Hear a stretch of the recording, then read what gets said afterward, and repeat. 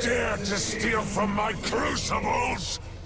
I am coming for you, little worms! You will perish in flames!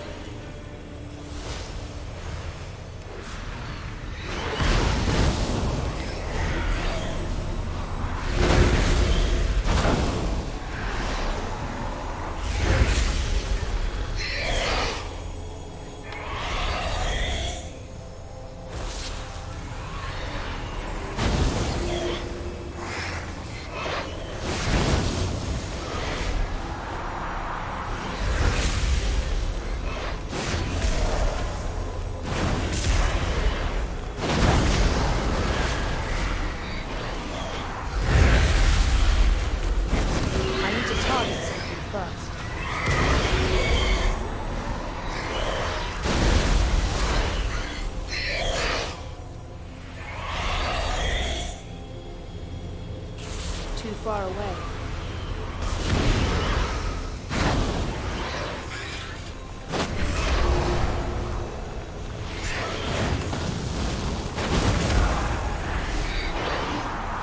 I require a target.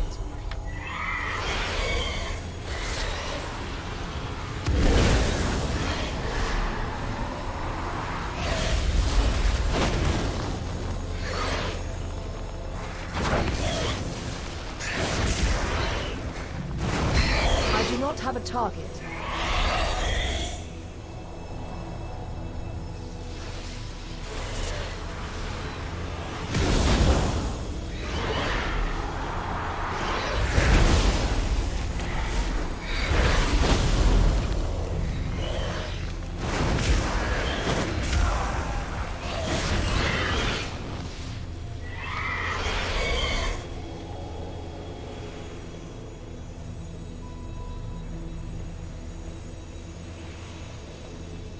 I stand with you.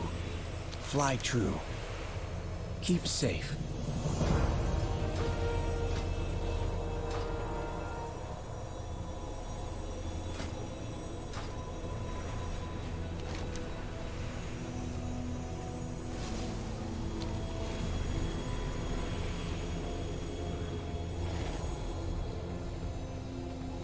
Well met, friend.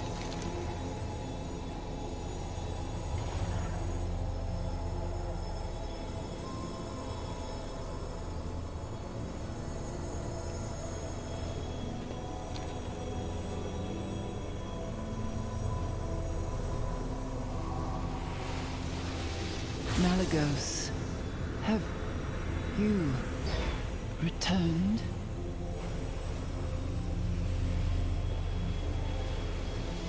You hear that voice too, don't you?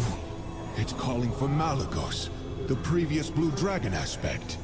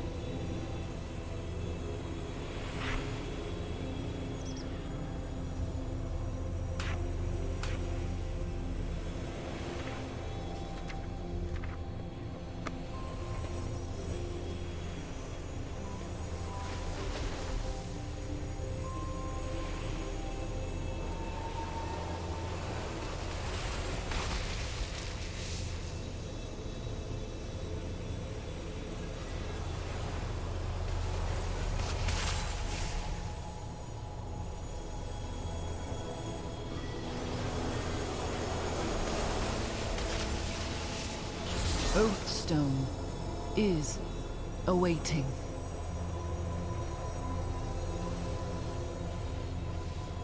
We'll fix this soon, and find out what secrets the archives hold. Don't be alarmed, but my mirror images should vanish in a moment.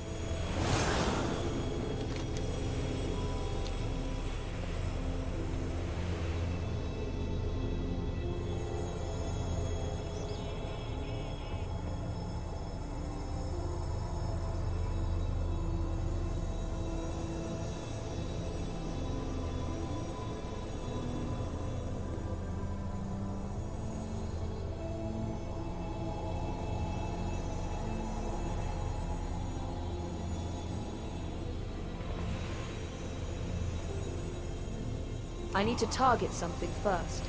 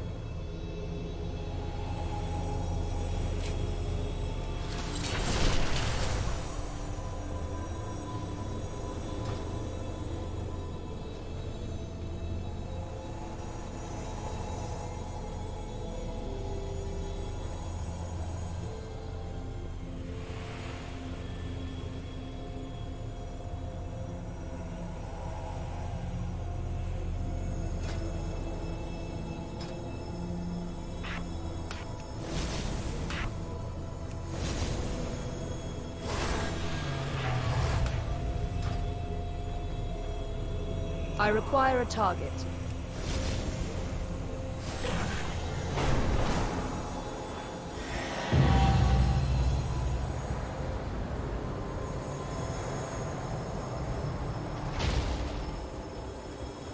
This world is...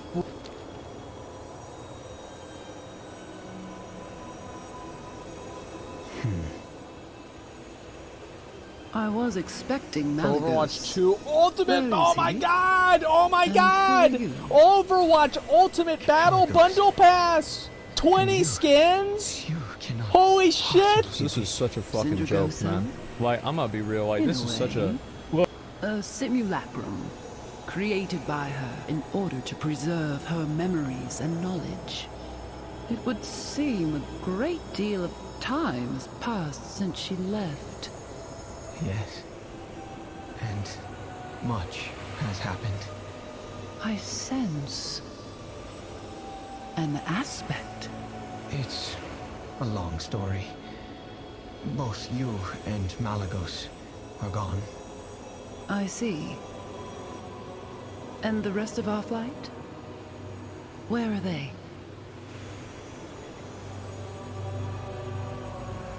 Tell me. After Neltharion betrayed us, we were on the verge of extinction. We few who remain are scattered, aimless, and alone. Yet you came here. That tells me that you still have hope for our kin. Child of my flight. Shall we work together to make that hope a reality? Nothing would give me more pleasure. What must we do?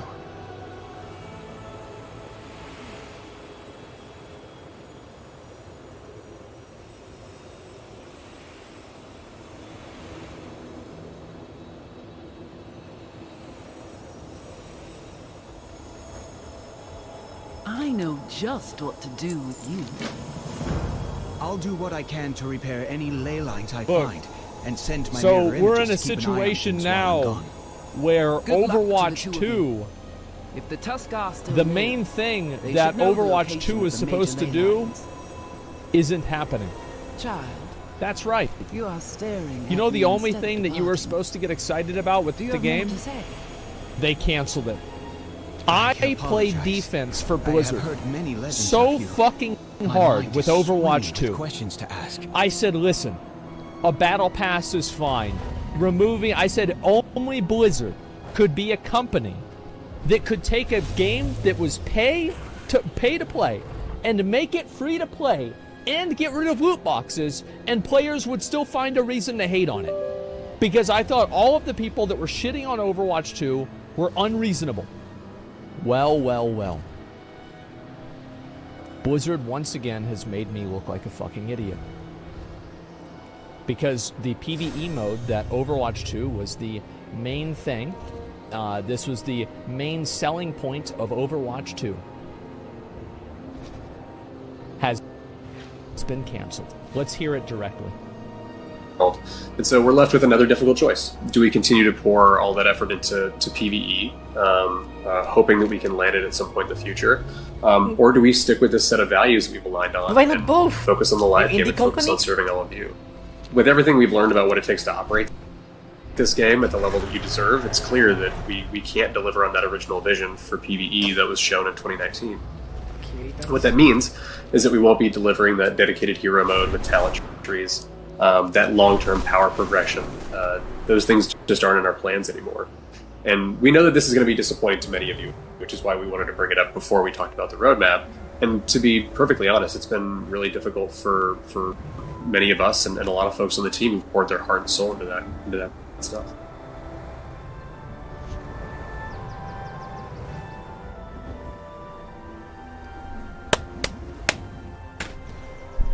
Well, there it is. What the fuck else do you get to say? Add remastered. Yeah, oh, that's a good idea. Yeah, very This smart. land is This full of is now curiosities. what Overwatch Be is. cautious. Oh, actually, no, you Land guys is are right. tinged You with guys are magic. right. You're right. If you see anything remote, be careful. There we go.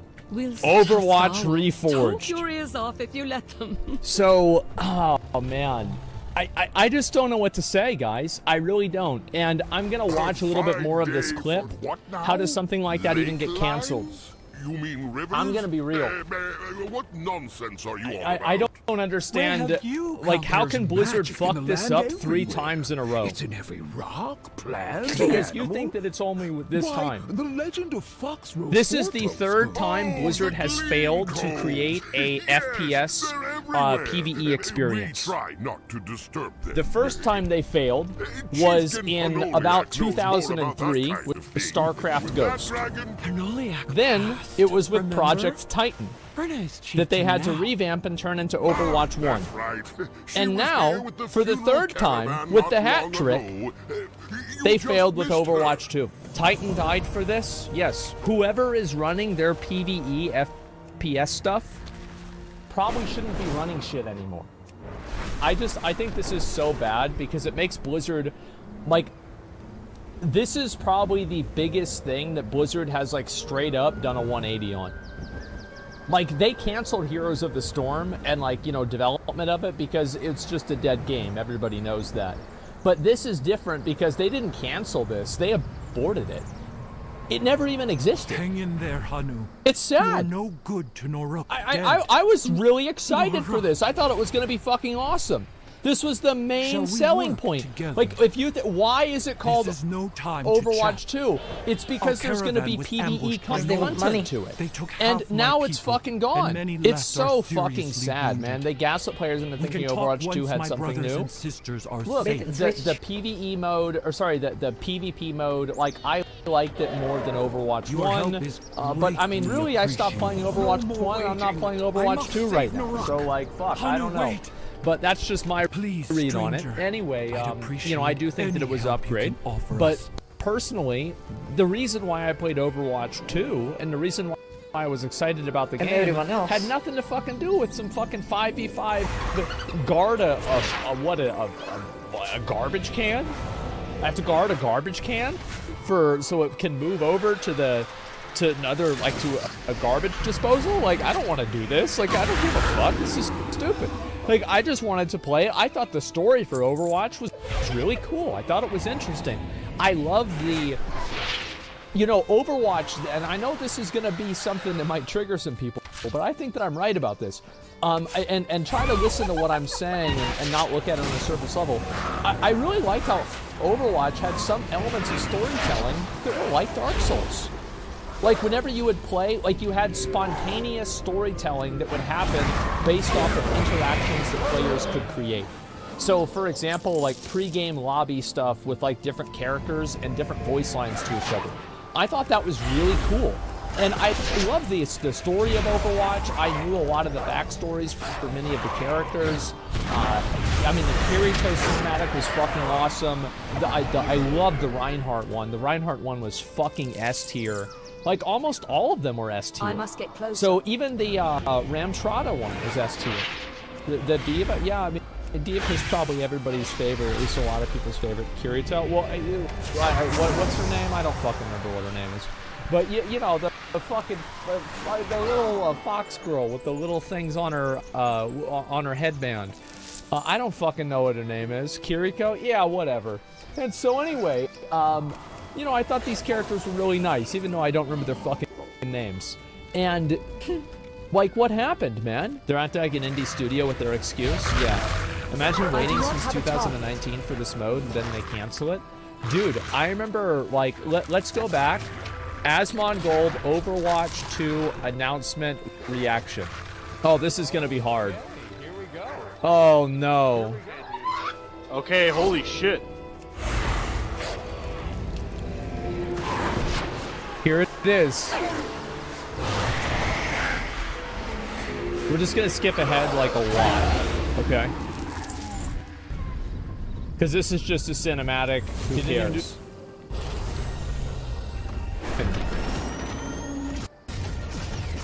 Okay. Damn! Holy shit! Damn, dude! Damn, that's badass. Well, that's whatever my camera would do.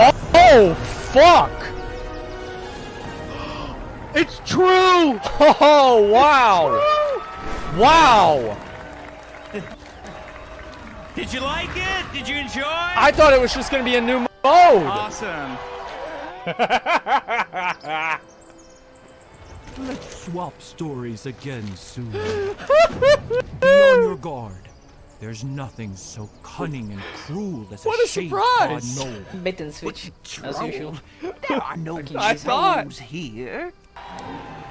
On behalf of the Overwatch Tell us about team, it, Jeff. I am extremely let's go, proud Jeff. and excited to finally and officially announce Overwatch 2. Yeah. Now, I know you have a lot of questions, but we always feel like our games speak for themselves, so let's take a look at the gameplay and then we'll talk. Okay, no. alright, let's see the gameplay. That's what matters. Let's Here go. we go. Yep. Fuck yeah, dude, I'm excited, man. Oh no. This is fucking cool. I require a target. I'm gonna just skip ahead a bit. PvE encounters. See, look at that. I was so happy. Too long, Master. Oh. This. You've made your choice. Christ. Nobody will stop us. Oh shit. Trouble is cropping Oh, up that all stopped over me the up. world. It's not just Null Sector. A lot of lives are... Highly playable co-op. Dude, that's crazy. Wow. Wow.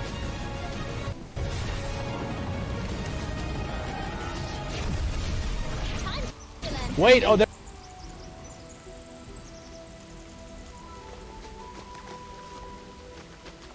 Fuck. I accidentally Oh. it off. Yeah, it's cushioning the blow. Yeah, exactly. Fuck to do. And manners of.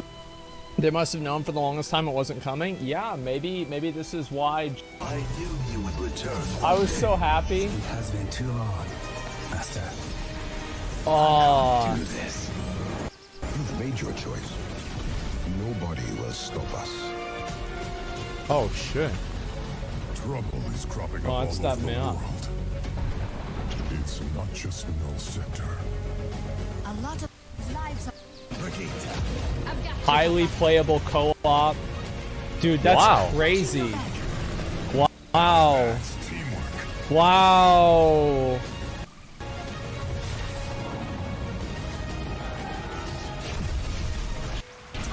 Wait, oh, there are supposed to be bosses in there? Leveling? Oh, wow, leveling up. Leveling! Holy shit. Holy shit.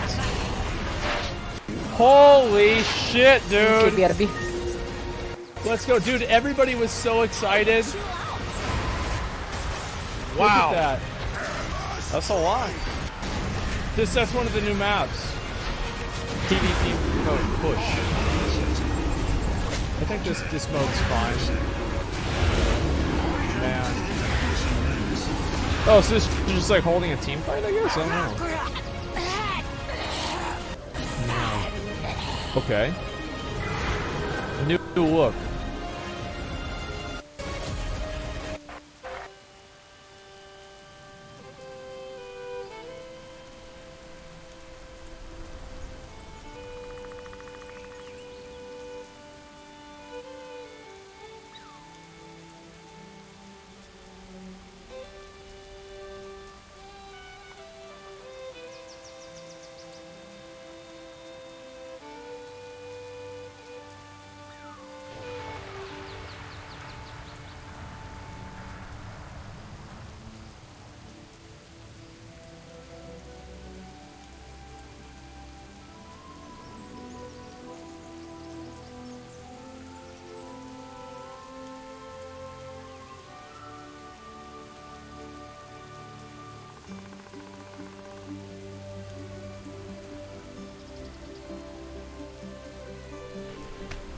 Tusked ones suffer. Now you suffer.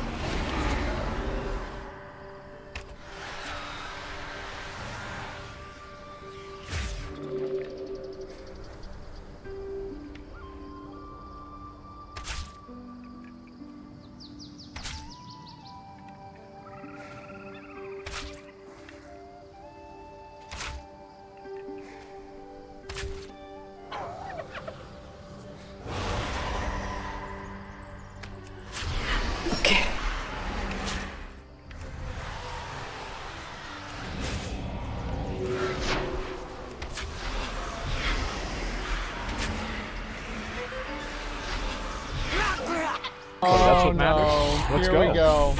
Fuck yeah, dude, I'm excited, man. Oh no. This is fucking cool. What are you doing here? I'm gonna just skip ahead a bit. You're with me. We're getting aboard. PvE encounters. See, look at that. I knew you would return. I was so happy. It has been too long, Master. Oh. This. You've made your choice. Nobody else. Oh shit.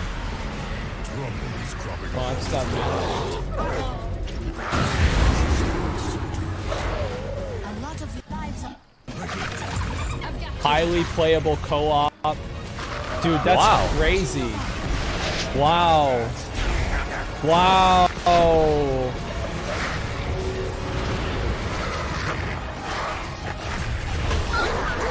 Wait, oh, there are supposed to be bosses in there? Leveling? Oh, wow, leveling up. Leveling! Holy shit. Holy shit. Holy shit, dude. Let's go, dude. Everybody was so excited. Wow. Not everybody. That's one of the new maps. PvP mode push. I think this mode's fine. Man. Oh, so this is just like holding a team fight, I guess? I don't know. Okay. New look. Oh, we are gonna have so much fun. It is gonna be so...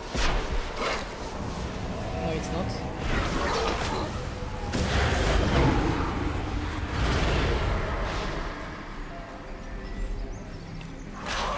so awesome. Yeah. So, we have a lot to talk about, right? First and foremost, you have to remember that Overwatch is a team versus team 6v6 competitive experience. I didn't know that. I play for myself. And there's no way we're losing that at all. In fact, that's a huge I focus. don't play like that at all. So Overwatch 2 will have a brand new core competitive game. Multiple new heroes that will come with the game. And we're very excited about that. Which one identifies as a Now, furry? a lot of you have questions, like why a sequel, or what does that mean to me as a player of the original why game? a sequel? I put so much time into this game. I cared about it so much. Let's go, we Jeff. thought about it, and for us as gamers, you know, sequels make us nervous more than anything else. Yeah. So what we're hoping to do with Overwatch 2 is really redefine what a sequel means. And was it? Means nothing, apparently. Overwatch 2 is really redefine what a sequel means. Means cancelled. They did. They did. I think some explanation is in order right now. So, for all original players of Overwatch, players of the current Overwatch game, Overwatch 2, and you will get to play with all of the same heroes as Overwatch 2 players. It will be a shared multiplayer environment where no one gets left behind. Wow. Yeah, I'm confused too, guys. The other thing that I think a lot of us are thinking about is all of those cool accomplishments and cosmetics that we've been unlocking over the years. Man. Well, we've got World of Warcraft. All right. Well, there we go. That is so sad. Because it's like, dude, you saw how excited, even McConnell was excited. We were both super excited. It was like, oh my god, this is going to be so cool. PvE mode. Oh, fuck yeah, dude. And then it's worse than finding out Santa wasn't real. Yeah, I know, man. It's just awful. They must have known for the longest time it wasn't coming. Yeah, maybe this is why Jeff Kaplan left Blizzard. I mean, it's hard to say. I think that's definitely a big assumption to make, but fuck, this is sad to see. I'll tell you that. It is sad to fucking see. I see you've been busy. You know, it's funny to joke about it. Now Overwatch 2 is actually just a patch. Yeah, and I defended it. I did. I said, guys, the PvE mode is coming. Yes, they've had to delay it for 2 years, but COVID, things happen. Guys, it's going to be coming. Guys, there's a reason why it's Overwatch 2, because there's going to be a PvE mode in the game. Like at some point in the future, there's gonna be a PvE mode, and that's gonna be the new content. It's coming very soon. Our newfound friend is quite skilled. Trust in them. It turned out that Overwatch 2 was actually Overwatch all along. So you're telling me we went through years of no content just for 5v5 and a push?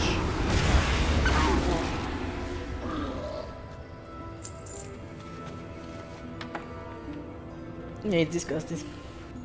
I don't know what the fuck are they... I mean, when you say it like that, I mean, like, fuck, that sounds pretty bad. I mean, goddamn. Yeah, that sounds really bad. Whenever you think about, yeah, nothing happened in the game. We're slowing down on Overwatch 1 to bring some awesome PvE content. Oops, COVID! But all the awesome PvE stuff is internally playable right now. Any day now. Don't you worry. The PvE stuff is great. We're releasing Overwatch 2 now! And PvE will come later so we can make it awesome.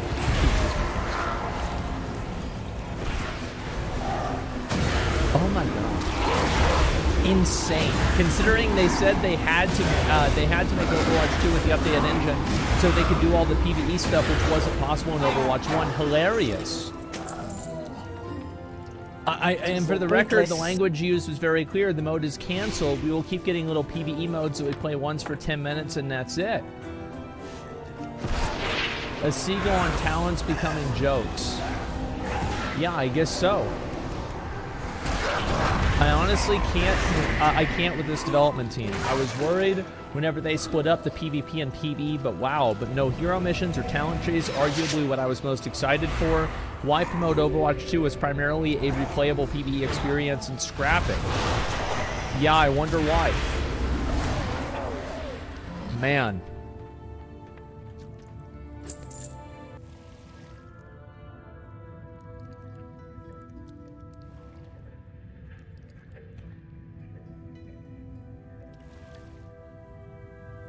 Fuck! It clicked off again. How is your house this clean? Like, what the fuck? Put that out into the world.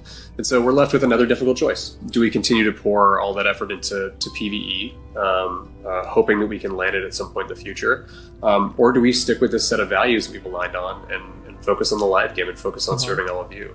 With everything we've learned about what it takes to operate this game at the level that you deserve, it's clear that we can't deliver on that original vision for PvE that was shown in 2019. What that means is that we won't be delivering that dedicated hero mode with talent trees, that long-term power progression. He's sad, bro. He's so... Oh, God. Oh, God. We pause it. You look at it like... Dude, bro, that's like that's the it's over face, man. Yep, there you go. It's over. Those things just aren't in our plans anymore. And we know that this is going to be disappointing to many of you, which is why we wanted to bring it up before we talked about the roadmap. And to be perfectly honest, it's been really difficult for many of us and a lot of folks on the team who poured their heart and soul into that stuff. Going forward, though, rather than doing a big one-time PvE releasing, and rather than pouring all of our efforts into these singular releases, we're planning to make co-op gameplay and co-op experiences just part of our live roadmap. So we want you to be able to experience it more often and with more variety than we had originally announced. Okay. We're going to be releasing our first major story-based event featuring a new set of missions, and it'll kick off a brand new story arc for Overwatch. And beyond that, we have a lot more co-op features planned. Some canon and some very not canon. And we Okay, so I mean, like, but how? Like, I feel like I'm hearing two different things here. It's like you're saying that you're canceling the PvE, but you still have some of it. Like, what's going on here, man?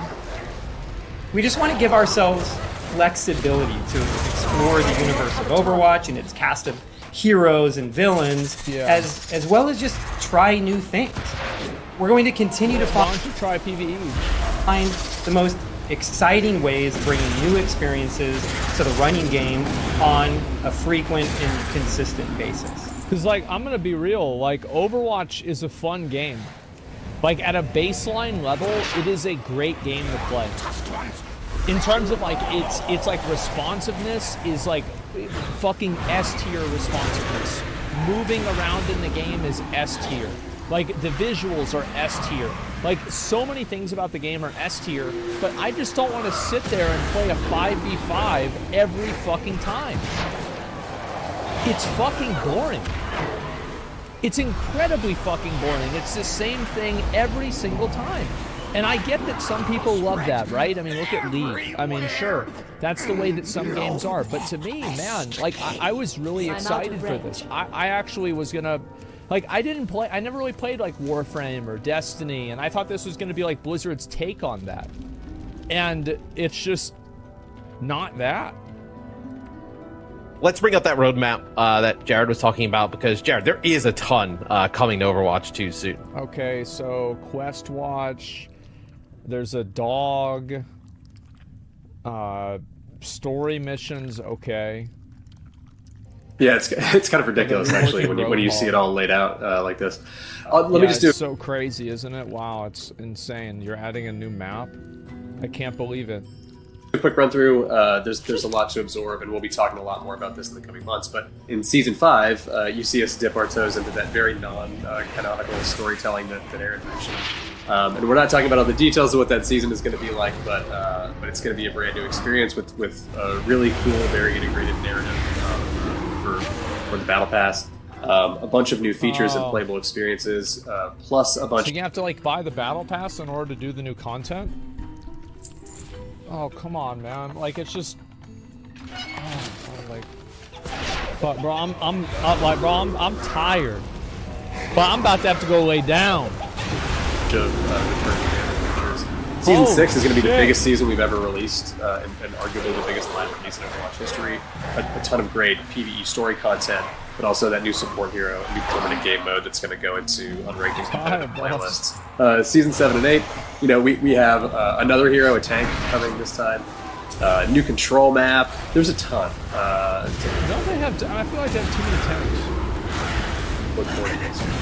I know, when I see the roadmap, I like jump from like one side to the other. I'm like, oh, that looks cool, but then what about that? Like, oh wait, well, hold on, what's this? Where I gotta ask you guys, start with Aaron. What's one of the things that you're most excited about coming to Overwatch 2? Yeah, I have the same reaction when I look at something like this. It's just so easy to get lost in all of the details. I mean, look, this is cool, but, like, I don't want to go on. Here's the thing. Like, this is... All right, I'm going to give you my take as a Overwatch enjoyer, okay? I'm not a huge fan. I'm not a consistent player. I'm just an enjoyer of the game. Playing a PvE limited time event that will probably take between 1 and 2 hours is just simply not worth me coming back to the game and purchasing a battle pass. It's not. Like, the value proposition of that is not high enough. So to me, whenever I hear about this, what I'm hearing is that I'm going to get 5% of the content for 50% of the cost. Because the Battle Pass is probably going to be like $20, whereas Overwatch 2 was probably going to be like $40 or $60. Worst case scenario, $70. Well, worst case scenario, $90. But it's probably a deluxe edition anyway. The point is that, like, you're promising like a massive, like, for example, it's like playing Halo. Like, think about playing Halo, and it's like you were going to get like the entire Halo 2 game. But, like, now you're taking all of that away, and you're saying the only thing you're going to get is multiplayer and, like, some sort of, like, fucking... You saw right I'm trying to think. my feign death. Like, one mode of Forge, or something like that. Like, you're going to get infected. or you're gonna get some sort I'll of, make my you know, like escape firing like a range or something like that. slippery It's just otter. it's silly. Thanks for There's the no timely reason for you to rescue. want to spend your money and go back into the game. And I think that that's really what the issue is that, like, Overwatch 2, I would have come back and continuously come back and played the game if there were, like, resetting seasons in the same way that there is in, like, PoE or WoW or other games, right? Because I want to go back, maybe level up a new character, get them geared out, get them better gear, you know, do all that content. And then in the process of that, I'm going to also buy the Battle Pass, which would give me access to the new PvE content, right? So it's like, it's like the difference between, like, the new content is like the sprinkles on the cupcake, but like what they're saying here is, oh, we're not going to give you the cupcake anymore. You're just getting the sprinkles. Well, I'm not going to buy the fucking sprinkles. I want the whole goddamn Until cupcake. next week, let's be off. That's the way I We will feel do about what we it. can It's to just, aid you it's so once we weird to uncover me the that they source of think rot. this is a good idea. That this Judging is a by the good no value sudden prop. It's a lizard. aggression, No, it is a lizard I moment. fear This for is the inhabitants of absolutely a the lizard trading moment. outpost. And it's just so Norak, get disappointing out of to your me. head And and I'm get a sure, move like, on. listen, if somebody from the Yes, Overwatch team is coming. watching this, I'm sure you're fucking disappointed. I bet a lot of them are massively fucking disappointed. This is something they probably poured, you know, four years of work into just to have it go into shitter. And a lot of those people poured 4 years of work before that into Project Titan to have that go into shitter. Yeah, it sucks. I get it. I hate being right all the time. But as a player, it really fucking sucks. Because for me, now, there was a game that I was excited for that is taking out all of the content, but still wants me to buy a battle pass to go back and play the same shit that I've already done. The only thing they took It's was disappointing, my man. friends' It really lives. is. Do a tier list of canceled games. So speaking of that, yeah, we do have to talk about that Lord of the Rings Amazon game You're too. not dying. He's I right. would like to talk You'll a pull bit through, about the Akira. story experience Okay. that we We'll want to escort deliver you and to how safety. we want to kick off this new story arc for Overwatch. That's going to come with a whole new set of missions and cinematics. And it's even going to come with, like, new story features for the game, like a lore database that players can unlock over time. Man, come Amazing. on, bro. Like, Honkai Star Rail has Who the that. fuck cares? Like a lore database, like a menu that has, it's like text on it? With like a picture of an NPC? Bro, is this really what we're gonna get excited over? I mean, again, like, these are sprinkles. And I'm not saying this is bad. These are sprinkles. They're not awful, but that's it. Time. And then, additionally, I'm not we're gonna going to just be get running a sprinkles. PvE event that season with a co-op replayable mission Who cares? that's going to take There's no place substance, in yeah. a new section of King's Row. And then on top of all of that, a new single-player version of a PvE experience where players are going to be challenged as individual heroes to run through courses and get the highest score possible. So Cool. It's going to challenge aim skill and the way people use abilities in order to be able to get to the top of the leaderboard and Minimal compete with viable friends and everyone else. Product. Oh, that'll be cool. I can't wait to message you guys Next time, to ask why I'm not higher ranked on those leaderboards, but you know, Rock and I feel will free to find block a me when I do that. safe Jared, what about you? Honey, Yeah, I'm. My answer is kind of a cheat. When you ask what one thing I'm excited about, it's kind of all of it. But like more specifically, like the thing I'm excited about when I look at the roadmap is that we're finally finding our footing and like really bringing distinctive themes and feels to each one of our seasons, and then in season 6 we're actually going to change the way that. Yeah, dude, I just gotta say it. This Well, Mischief now, and Magic thing looks like a fucking phone game. Like, I Somewhere really, like, around dude, here. like, I fucking my see friend, this shit, what a and it pleasant looks like a surprise. phone game. And you've made I some just, new friends, oh I my see. god, why? Greetings. It's the, I oh, am it's the Caligos, exact and I am same. searching for Lay Crystal What the Caves. fuck? I Oh, believe I sense one nearby, and yet We Leyline. present seasons to There players. is a We're going to give these deep within seasons names, Dragonfly their own Glass. identities, and we're going to The theme everything Gnomes around have them made really this forest tightly. thick Yeah, no, with it's super decay. cool to be able to see like all decay? different types of content for all different types of players coming, which yeah, this has been a massive update, a ton to look forward to. Thanks for stopping by. Is there anything you guys want to say before we go to the rest of the community? Our goals are aligned. Yeah, I'd just like to give like a big thank you to all of our players in our community. We've talked a lot today about how our overarching value, our overarching goal for Overwatch development is to always be putting new things out in front of the community and to be supporting. I mean, bro, why do you say it like that? Like, you need to think about how you're gonna say this shit. Not alone. It's like you can't talk about how your goal is to bring out new stuff to the community in the announcement that you're gonna bring out new stuff to the community. Why do you say it like this? Like, you got, I mean, can't you just write this on a notepad document ahead of time? If you're gonna make a statement that you know is gonna be controversial, make sure you get it right. Game and yeah, it's like, just say sorry and go back to what you do. Like, yeah, guys, we know you were really excited. There's a lot of reasons why it's not happening, but ultimately, we're just as disappointed as you are. We're sorry. Got your back. We're going to do our best to, you know, deliver what kind of content we can, you know, and still have some PvE experience, and we'll have updates for you in the future. All right, that's it. Best way that we possibly can. That's what this roadmap is about. It's about showing you all of the work that we're putting into this game. So thank you everyone for playing. Thank you for your commitment to the game and all the feedback that we've gotten from all of you. Oh my god. Yeah, couldn't have said it better myself. Thank you to everyone in the community for playing. Thank you for supporting each other. Thank you for supporting our team. Can't wait to hear what you think of everything we have coming. Please do send me, I don't know that I need to ask you, but send me more of your feedback on social. And look forward to seeing you. Yeah, well, thanks again, Aaron and Jared, for stopping by. It's always great chatting. Tons to look forward to. And guys, check out Star Watch in-game now. Get a chance to play that. And always stay tuned for the next dev chat. We'll have one coming soon. We'll see you there. Yeah, I can't wait. Man, that's exciting. Holy shit.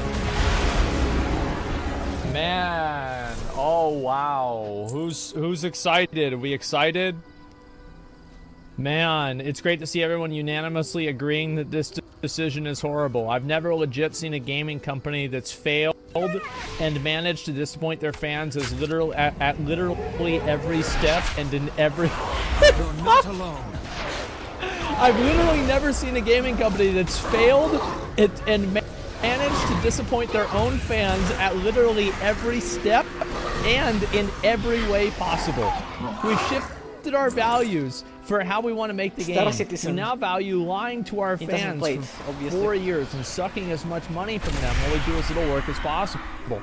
I do think it's true that people probably bought skins and were excited for Overwatch 2 because they were buying them and doing all this stuff in expectation and hopes of being able to go and play the PvE mode, you know? Like, I feel like that's what I would have done. The reason why they released and worked on Overwatch 2, which was the same game but some new maps and new characters, they're now scrapping it and a bunch of the new content. What have they been doing? They rake in so much money, but yet they can't deliver. Well, I'll tell you what they've been doing. They've been doing Season 5 and Season 6. That's what they've been fucking doing. It's another fucking battle pass that nobody wants. Like, I'm sorry. Like, look. I like, if you want to do a battle pass, that's fine. I'm not going to shit on you for a battle pass. Got your back. But the content isn't the battle pass. That's not the content. Like, if your content is the battle pass, that's the problem. Imagine if Path of Exile came out and they said, our new expansion, our new season is called Kirax Vault. People would lose their fucking minds. Really? Like, it's just, this is supposed to be like, the fucking battle pass is like an added extra thing for FOMO-addicted fucking video game Andes to milk them out of their last $20. This is not the content of the game. What are you doing? devs keep dropping seasons. Like, we give a fuck about what the when the fucking next cosmetic is coming out. We want content, yes. We want new gameplay, man. Holy fuck, it's so sad. You're not alone. What a disappointing time period that we are in. The skill tree seemed to be the most unique and fun aspect of PvE. Really disappointed yet again that it will be excluded. Bravo, Overwatch team. I'm so glad you proved me right with the PvE mode. I knew deep in my mind you people would not fulfill your promise of PvE to your player base. You did well keeping the hype up. And like many times in recent months, you drop an anvil on the heads of everyone who supported you. I, for one, am glad that I put so little trust in the Overwatch team. Don't worry, guys. I'm sure they'll pull through with the PvE when they decide to release Overwatch 3. I'm sorry for all the devs who worked on PvE. I really wish we could have seen the work y'all did. I'm sure it was way better than what we expected. Yep, I would have loved to see it too. It's sad. My expectations for Blizzard were pretty non-existent, but somehow they managed to disappoint. Bravo, chef's kiss. Absolutely devastating. As a longtime Overwatch fan, I gave Overwatch 2 PvP the benefit of the doubt, and I've been waiting patiently for PvE. I was looking forward to experiencing the world I loved so much through a story campaign, and now I don't see a lot of reason for me to stick around. I think these guys don't understand that, like, doing a 1 or 2 hour throwaway PvE campaign is not a reason why a person is going to reinstall a game and purchase a battle pass. The value proposition is just simply not there. It's just not there. Anyway, in thoughts about Overwatch 2 being canceled, this is massively disappointing. I'm sure it's really sad for a lot of the guys that were working on the game, and it fucking sucks. But all of the memes turned out to be real, and Overwatch 2 is actually just Overwatch Reforged. They're infusing an ancient there we go, guys. Rot. It could spread decay around the span faster than a wildfire. Fuck. This is a certified Blizzard I'm moment. so sorry to see Tuskar have been captured and killed here. If only I'd arrived sooner. Thank you for your kindness. Decay is part of the natural cycle. We all return to the earth. But this is a perversion. The souls of my kin sense the wrongdoing and linger. We must help them. My totem will reach their spirits. I only hope it is enough to calm them.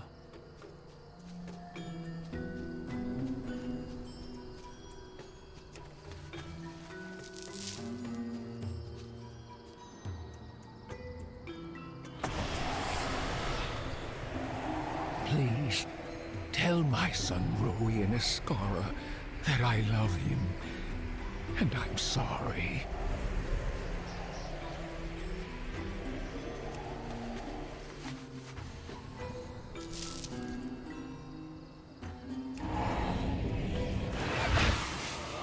Hang in there!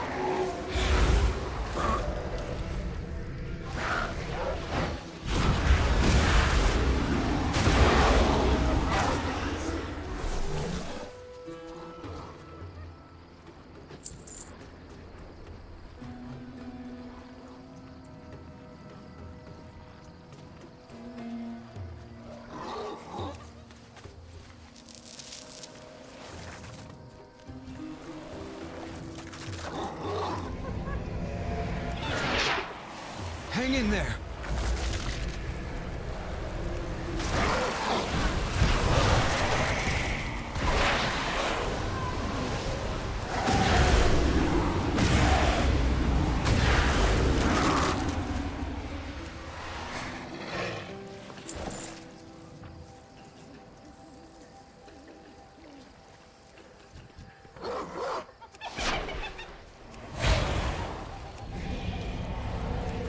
Got your back.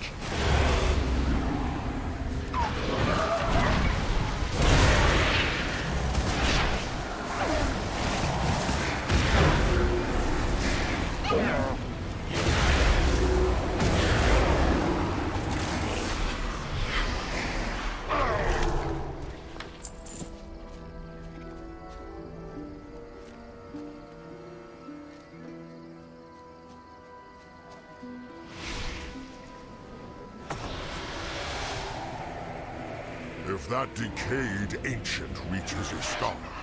On your left.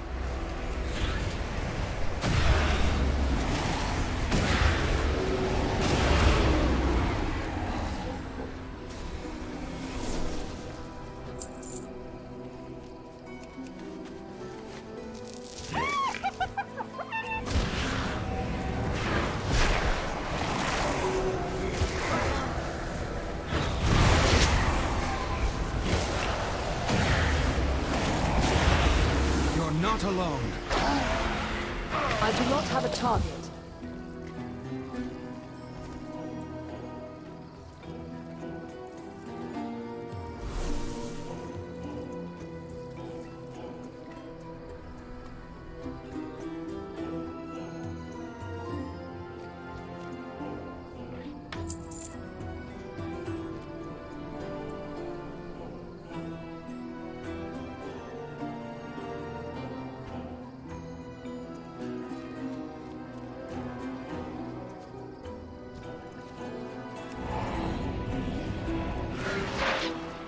On your left.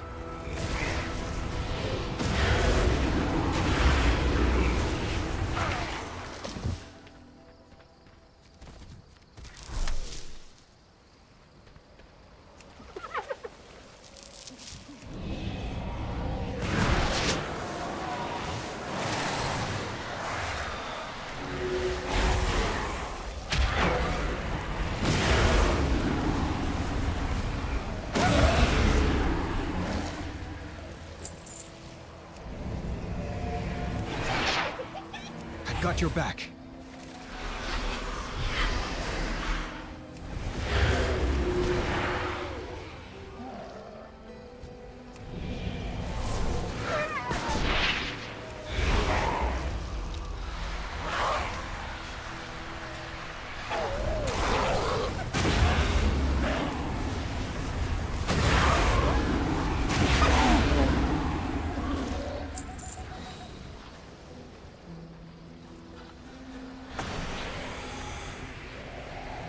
I give you my strength, adventurer. Avenge us!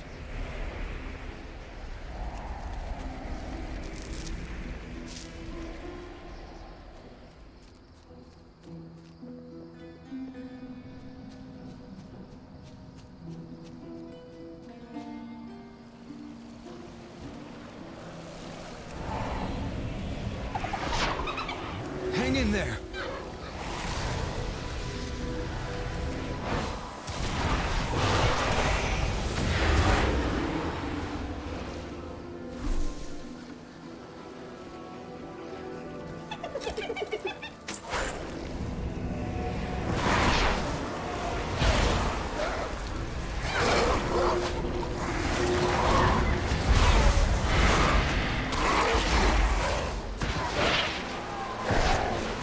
Got your back.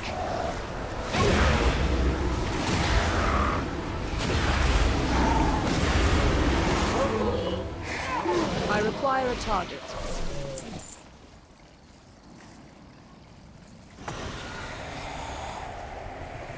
We were traveling on the road when the gnolls ambushed us.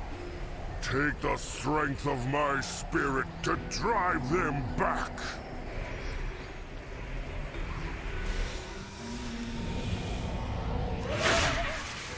Hang in there!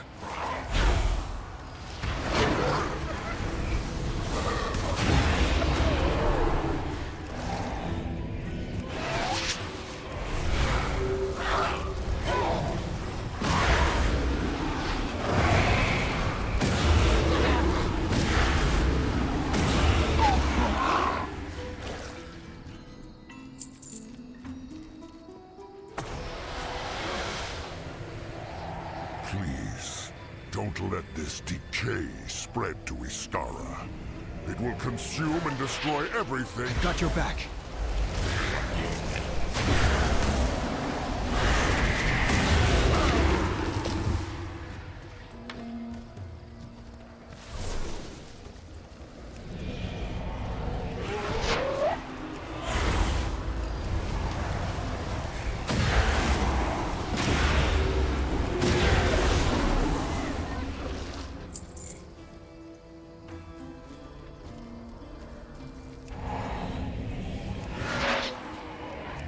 there!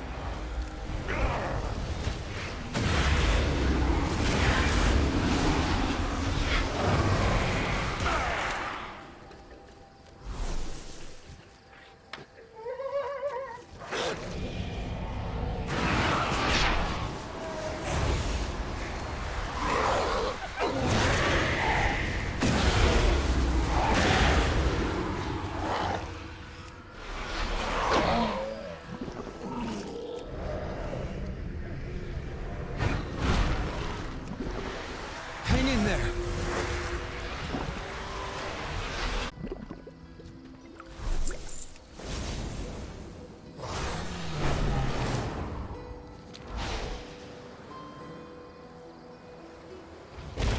Well, hello. There's magic in everything. I'm glad we met, friend.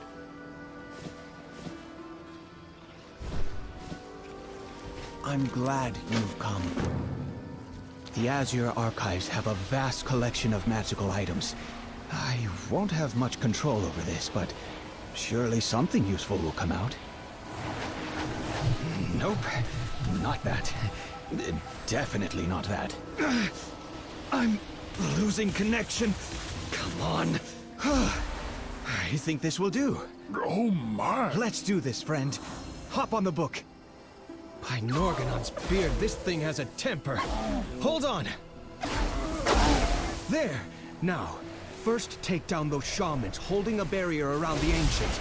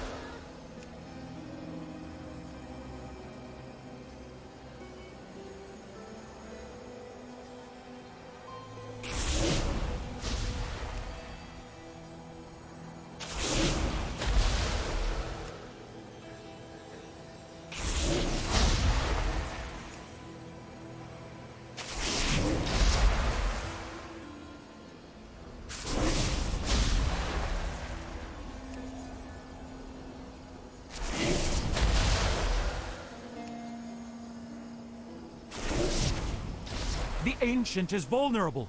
Quickly, throw everything we have at it. I must get closer.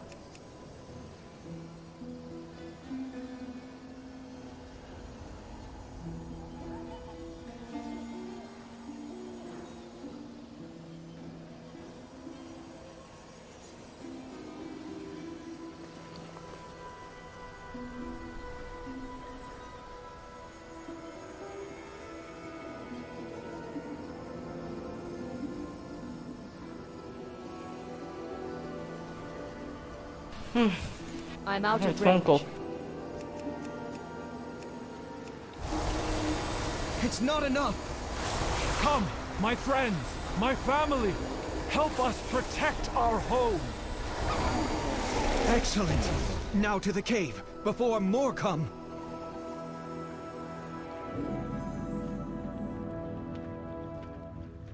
Thank you, my friends. Rest now. Karkut awaits. It's good to see you again. Together, we can achieve anything.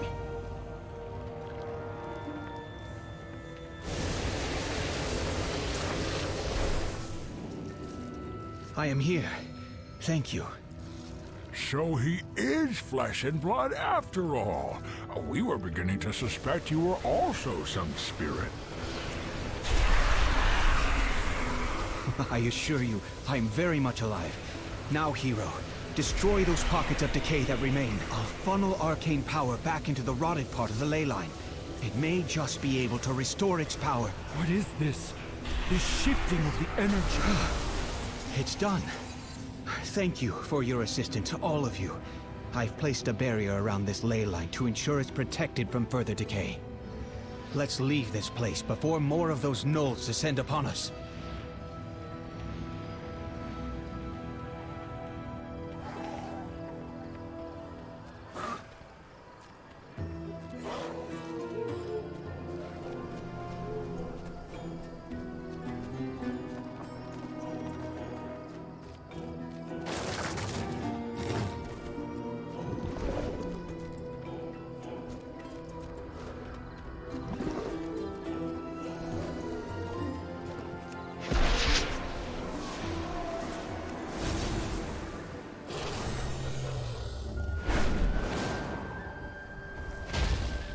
How can I help?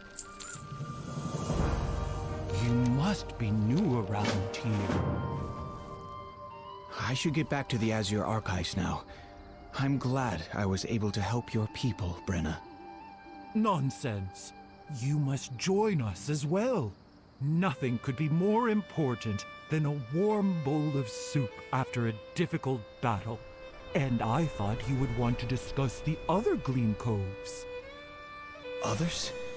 You know the locations of more ley lines? Oh, none so large as the one in Brackenhide, but there are many smaller ones scattered about. I have some maps I can show you once we reach Iskaro.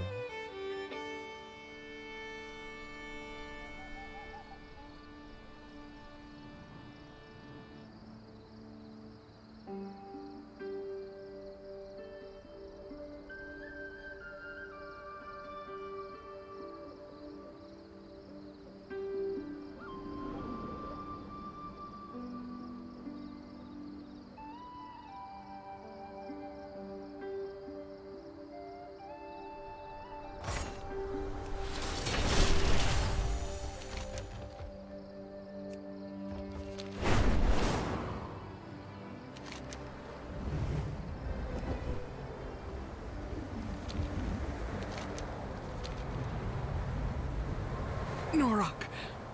I'm sorry for the delay. Oh, yes, yes, and I learned much. You see, the decay gnolls. There's no need for concern. Everything is calm up at the tower. I have it perfectly under control. What a charming town. Why don't you relax a bit? Take it easy for once, Callie. Yes. It's been a while. Please, let me know the moment you need anything. I won't be long. I'll pass your story along.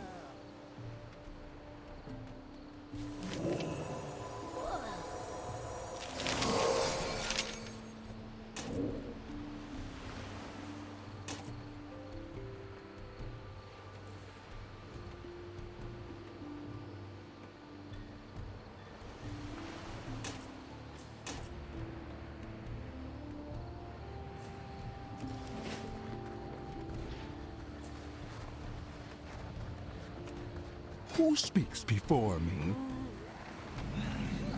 Keep the balance preserved.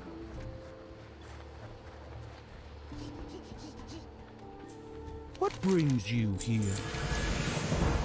Let's swap stories again soon. Thank you for taking this time, Brenna. It is an honor. Let's have a look at these maps. Tukanet, could you please ensure our guest gets a bowl of soup?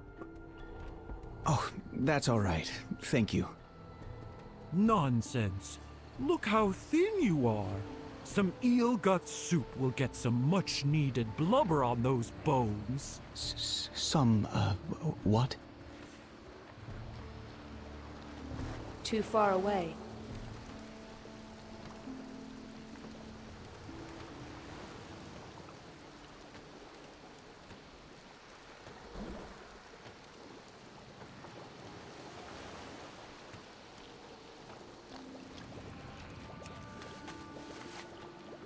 That's old Pono's favorite tea. Hopefully, he shares some with Karkut on the journey.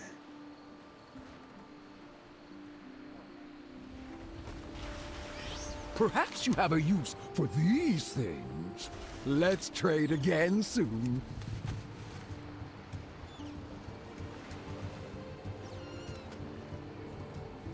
Chieftain Poloniak carved that for my son, Namurak. My son fell in Brackenhide, so it seems only right this should return to the sea with its maker.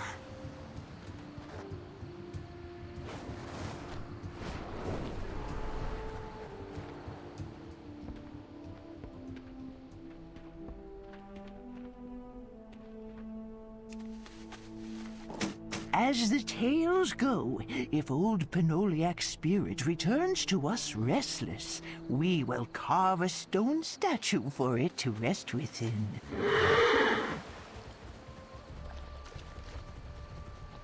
Who might you be?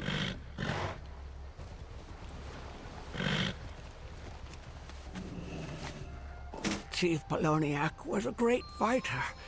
He once took a blow from a charging Bruffalon from me. That would have killed a lesser man.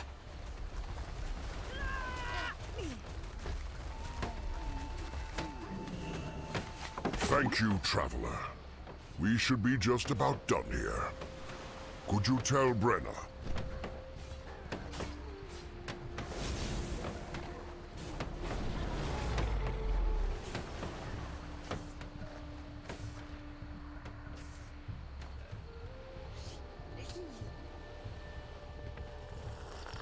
It's always good to meet someone new. Until next we meet, let's swap stories again soon. This world is full of wonder.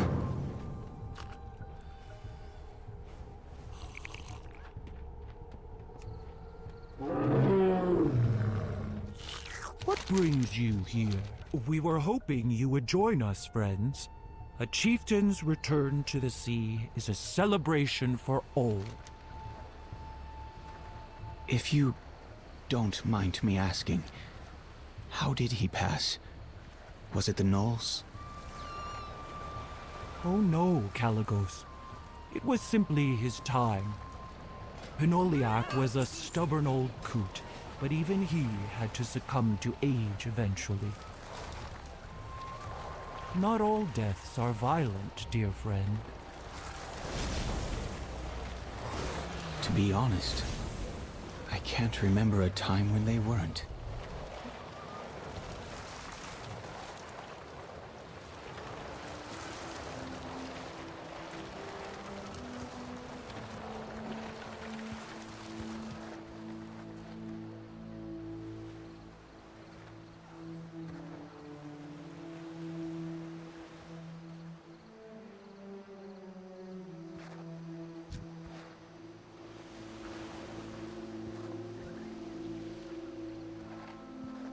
Go ahead, friend. You can have the honor of pushing his boat out to sea, for your help protecting Iskara.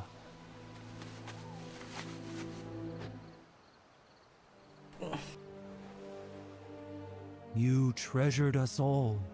May the seas find you as worthy as we do.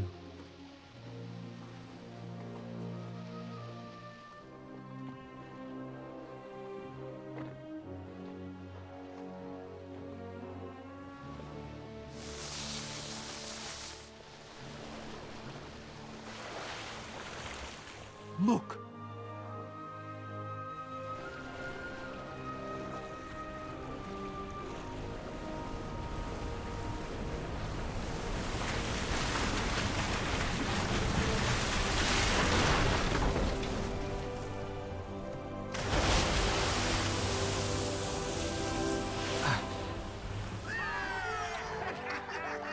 Grawl himself has chosen Pinolia! What a life! Fuck. Forgive me. I don't understand. How can you find such joy in the passing of family? It is not that we are not sad for his passing, Kalak, but in celebrating his life, he shall remain with us forever. What better way to strengthen the bonds of the family that remains than celebrating all who came before?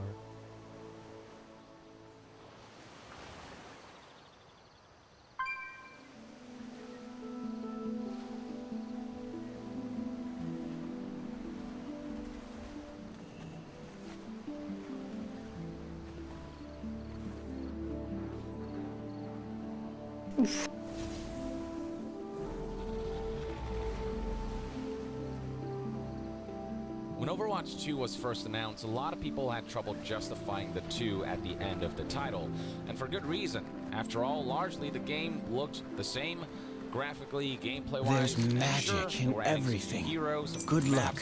They were modifying some maps and a new mode and all these things, but that Come was back all soon. stuff You're that leaving. one could The more celebration justify has only as, just like, an begun. addition to the existing Overwatch and Overwatch Thank you, 1.5 Brenda. or an Overwatch 1 Chapter 2 rather than as a full-fledged sequel. But alongside those updates to the PvP, they did announce a PvE mode that would involve a whole campaign with skill trees and whatnot that seemed pretty comprehensive, and that upon release might be able to justify that too at the end of the title. Well, now Overwatch 2 has absolutely no business being called Overwatch 2 because that PvE mode, as we knew it, as it was promised, has been scrapped. This was confirmed by the developers themselves via recent dev chat, and here's a clip that was posted by Jake Lucky. You can see for yourself what they said. Here we go. So we're left with another difficult choice. Do we continue to pour all that effort into PvE, hoping that we can land it at some point in the future, or do we stick with this set of values we relied on and focus on the live game and focus on serving our community? With everything we've learned about what it takes to operate this game at the level we deserve, it's clear that we can't deliver on that original vision for PvE that was shown in 2019. What that means is that we won't be delivering that dedicated hero mode with talent trees, that long-term power progression. Those things just aren't in our plans anymore. And we know that this is going to be disappointing to many of you, which is why we wanted to bring it up before we talk about the roadmap. And to be perfectly honest, it's been really difficult for many of us and a lot of folks on the team who poured their heart and soul into that stuff. So first of all, look, I feel for the devs because I'm sure it wasn't up to the majority of them to decide to scrap this mode that was far into development, but things just weren't moving along at a rapid enough pace. So ultimately, the higher-ups' decision was to scrap it altogether. Now, they talk about values. You know, do we stick to our values and keep updating the PvP? Or do we stick with the set of values we relied on and focus on the live game? You dare to steal from my Look, while I know that when they announced the PvE mode, it wasn't their plan, their vision of the future to scrap it completely, it doesn't change the fact that Overwatch 2 was marketed with a PvE as its marquee feature, as the thing that would justify that too, that would make this experience feel like a full-fledged sequel.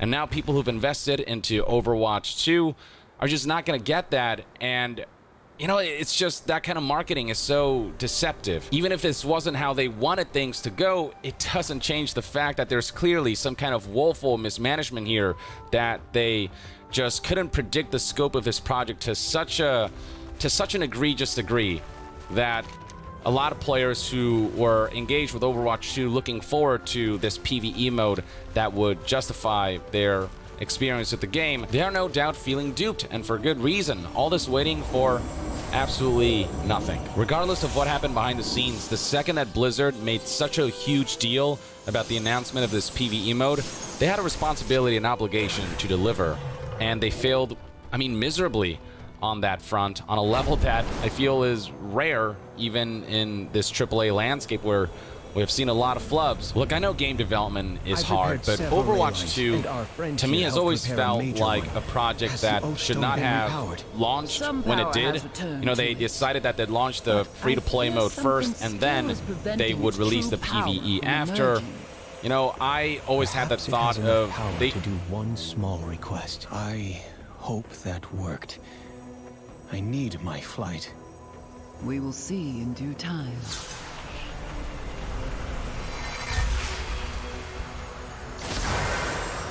Khadgar, what's happened? The Primalists are on the move. It seems we did far too well at stymieing their efforts at Vakthros. Razageth has renewed the attack herself. If Vakthros falls, the whole of the Azure Span will fall with it. Quickly then, we must stop her before all is lost. Hopefully, we won't have to face her alone. Vakthros is connected to the major ley lines in Azure Span. If it is destroyed, the archives would cease to exist. Along, child, you cannot show any mercy to Razageth. She has made her choice. I understand. No, you do not. You have a kind soul. I know you hesitate at the thought of fighting any more of your own kind. I showed too much mercy once, twice, many times. Before long... Welcome, friend. I am King Anduin, recent addition to our ranks, but Illyria Windrunner is one of our greatest heroes. Under her tutelage, the powers you wield will aid our cause. These are troubled times for Azeroth. In the days to come, you will face many trials, fight many foes.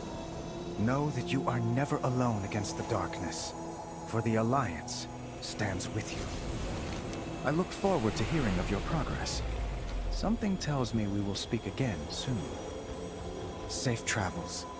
Though you walk among the shadows, you are a beacon of hope to us all.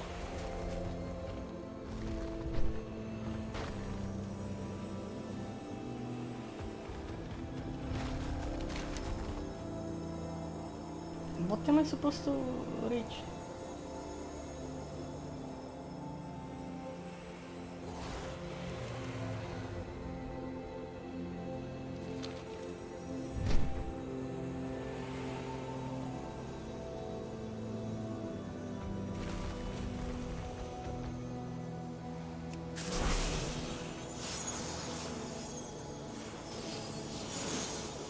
They should have planned on releasing the two modes side by side with each other to really make sure that Overwatch 2 feels like Overwatch 2, like a complete sequel package from the outset. But I was willing to wait for that PvE mode that would complete the picture. And now Overwatch 2 is just Overwatch 1.5. The 2 has absolutely no place in the name anymore. And the kind of mismanagement that has to happen for them to miss the mark so much when it comes to their predictions on their ability to manage the scope and ambition of what they were pursuing. I mean, this is one of the worst managed AAA projects in recent memory, I feel. And the marketing for this game, you know, it's so questionable now morally. How can you promote such a marquee aspect of a game and then pull the rug from under players who were told that this was coming? Here's the whole situation summarized by this Overwatch YouTuber, CarQ, who posted the following thread that reads as follows. Overwatch 2 update from the dev chat. Original PvE vision from 2019 is no more. Talent trees scrapped, and there will be no standalone version. It's just little bits of PvE such as missions/stories released with each PvP season as part of their live service.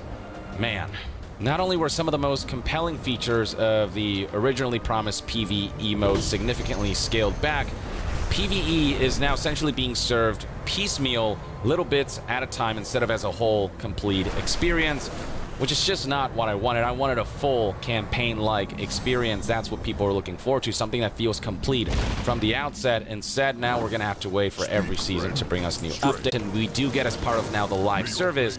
It's just going to be a significantly downscaled version of the original vision. Car queue continues. I'm not a dev, but I know tons of ideas and products get scrapped behind the scenes without public knowledge. The problem is that this was a big public announcement and a flagship feature of Overwatch 2 that the game was sold on. I mean, you overpromise and underdeliver, people are going to be disappointed. I know I am, as everyone has every right to be. I know it wasn't an easy decision for the team, but this just sucks, man. I just don't think they had enough resources to get it out in time. And as Aaron said, without a definitive date in sight, so the business strategy now is always prioritize the live service game. And of course, it'll be the priority. It's the thing that can be eternally monetized. From a business standpoint, it's what makes sense. But in terms of serving the Overwatch community, like, this news couldn't be more disappointing. This campaign PvE idea actually sounded like something that could revitalize the series in a significant way. And now for them to resort to essentially integrating PvE into your traditional live service model that has kind of grown stale, it's just really, really disheartening. Now, CarQ clarifies here that there is still PvE, it's just going to be packaged differently with continual smaller content drops alongside the PvP seasons, which is just not what I was looking forward to and what many were looking forward to. There is going to be story-based events, a new story arc for Overwatch 2, co-op features, canon and non-canon, hero mastery missions, LTMs. Tough to say goodbye to a huge part of the PvE appeal, which was the talent tree. Maybe parts of it will get repurposed or repackaged in the future. Wasn't Overwatch a product of a failed Blizzard game, Project Titan? Maybe it's just the copium talking, I don't know. I guess only time will tell, but whatever version of PvE we do get integrated into the live service is probably going to be a shadow, a shell. I wanted one epic, continuous feeling experience rather than what is essentially now episodically split up PvE content that is going to be bite-sized compared to the original vision of this full-fledged campaign-like experience. Yeah, this just kind of really kills Overwatch 2 for me. Here's a Twitch streamer going by the name Stilosa, who also expressed heartbreak by saying we've gone from Overwatch 2 featuring a fully fledged PvE campaign with deep hero progression, hero talent, and much more, to seeing that very idea gutted to bulk out a woeful free-to-play battle pass system. What a terrible situation. And this is somebody who's also baffled by the level of mismanagement that has occurred with this title. Is this game one of the worst examples of fumbling what was a globally recognized IP with a huge fan base? I feel for everyone still involved on the development side. I know this is obvious, but Blizzard has very much been business over gameplay over art for years now. That stack needs to be reversed if this game wants any kind of longevity in the coming years. A quality product will generate revenue, but yeah, I understand a shitty free-to-play effort can also generate money. The game has gone from a, what, $2 billion IP to whatever the hell it is now, but hey, at least I can be one of the few people to say I've played PvE with talents way back in 2019.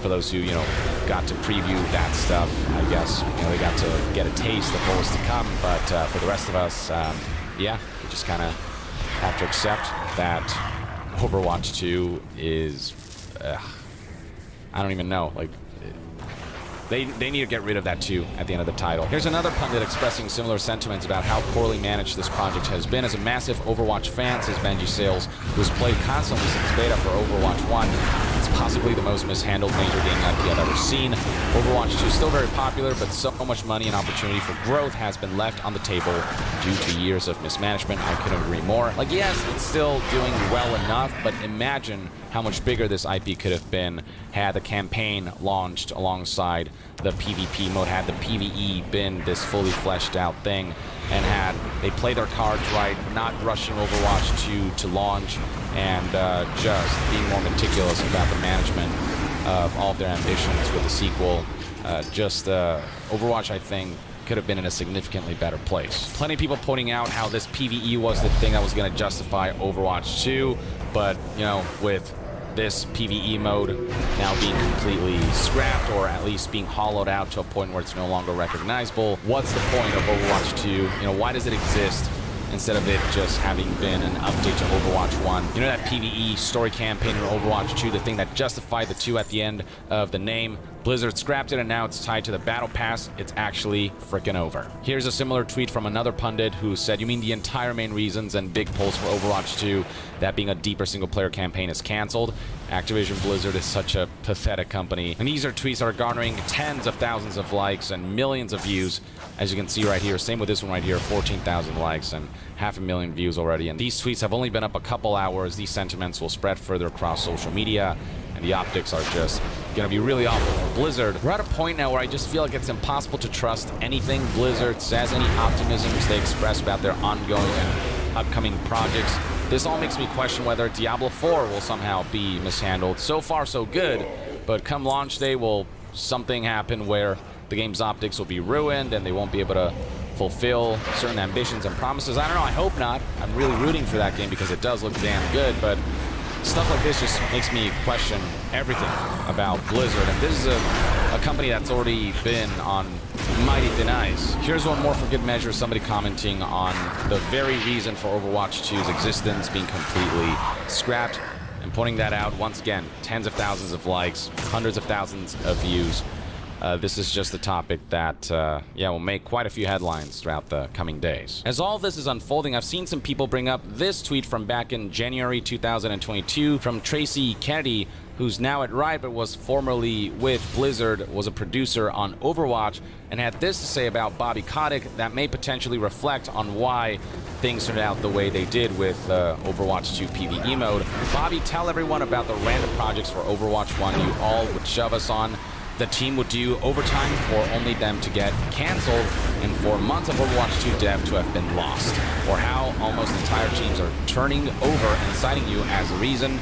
Don't be shy. This might potentially highlight one aspect of why the PvE mode fell apart, why they just couldn't get this project to come together. I'm sure it's a combination of a number of factors, but when you hear about how executive decisions can lead to so much wasted work and so much manpower, resources, and time being lost, I'd say that could definitely be a contributing factor to the PvE mode falling apart. Now, to close things off, I want to go through this article published by GameSpot's Timur Hussein. He actually reached out to Blizzard and managed to speak to game director Aaron Keller and executive producer Jared News about all of this. And there's plenty of information to unpack here, so let's just go right through it. The article actually begins by highlighting the original promise of Overwatch 2. It was with the promise of a PvE hero component that would allow players to gather their squads and play through a narrative-driven multiplayer experience. On top of that, each of the heroes that they'd come to know and love would be reworked for PvE and given progression systems that would allow players to unlock new talents. It was an ambitious new mode that in many ways was used to justify the 2 at the end of the title. Overwatch as a series is currently in desperate need of something to revitalize the series. The PvE was supposed to be that. I'd say it was a critical component to allowing Overwatch to grow as an IP. And Blizzard has unfortunately really just failed and dropped the ball on that front, and that will no doubt confuse and frustrate players, of course. This interview opens with the question of, is it safe to say that this PvE mode is completely scrapped? Is that an accurate characterization of it, or would you say it's just shifted direction? Aaron Keller responded with, "We're doing part of what the team had set out to do, but not the entirety of what we discussed back at BlizzCon 2019. So the real focus is on the story missions and that experience, as opposed to more open-ended hero mode and that stuff." That's a long-winded way of saying the PvE mode we promised is just not happening.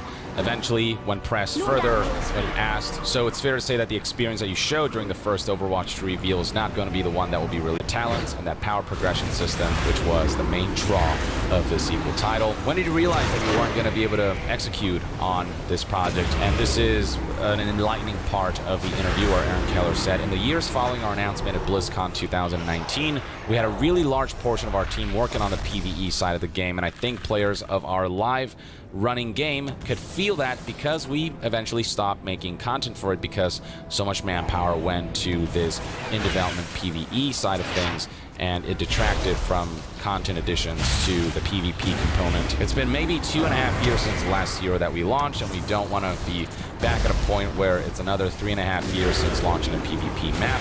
So we really looked hard at what we were doing with the live game in service of this much bigger thing that we were working on and hoping to release later.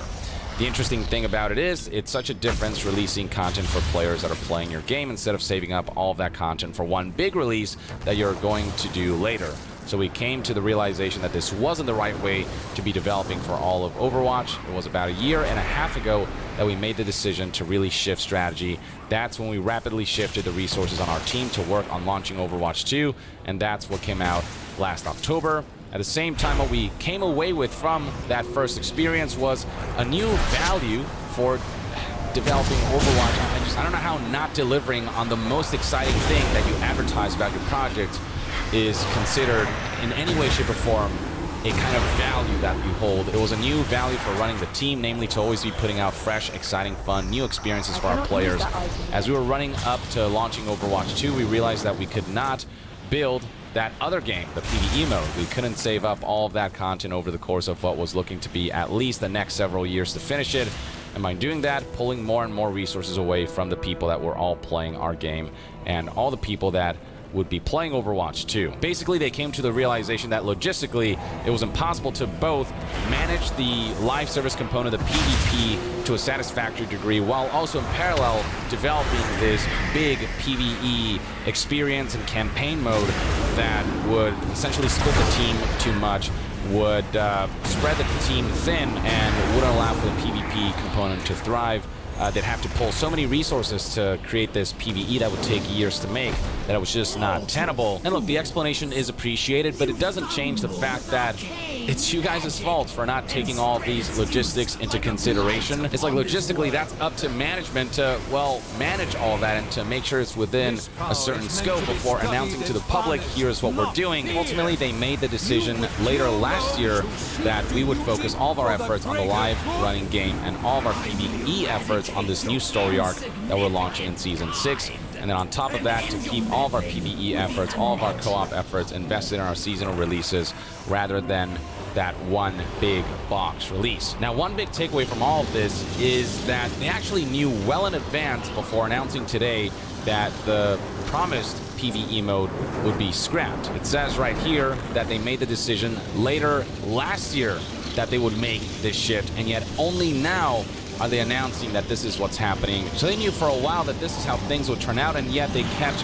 dragging Overwatch players or Overwatch onlookers by the nose who were looking forward to this PvE mode for months. It all just feels so deceptive and underhanded and manipulative that they would let people linger with this thought of, hey, at least the PvE is coming. Now, the interview does address the management side of things. Resources, time, and other necessities that you would have needed to make PvE were factored in when you originally came up with a plan to create this game. Presumably, what has changed since then that now you're in a position where you can't do it?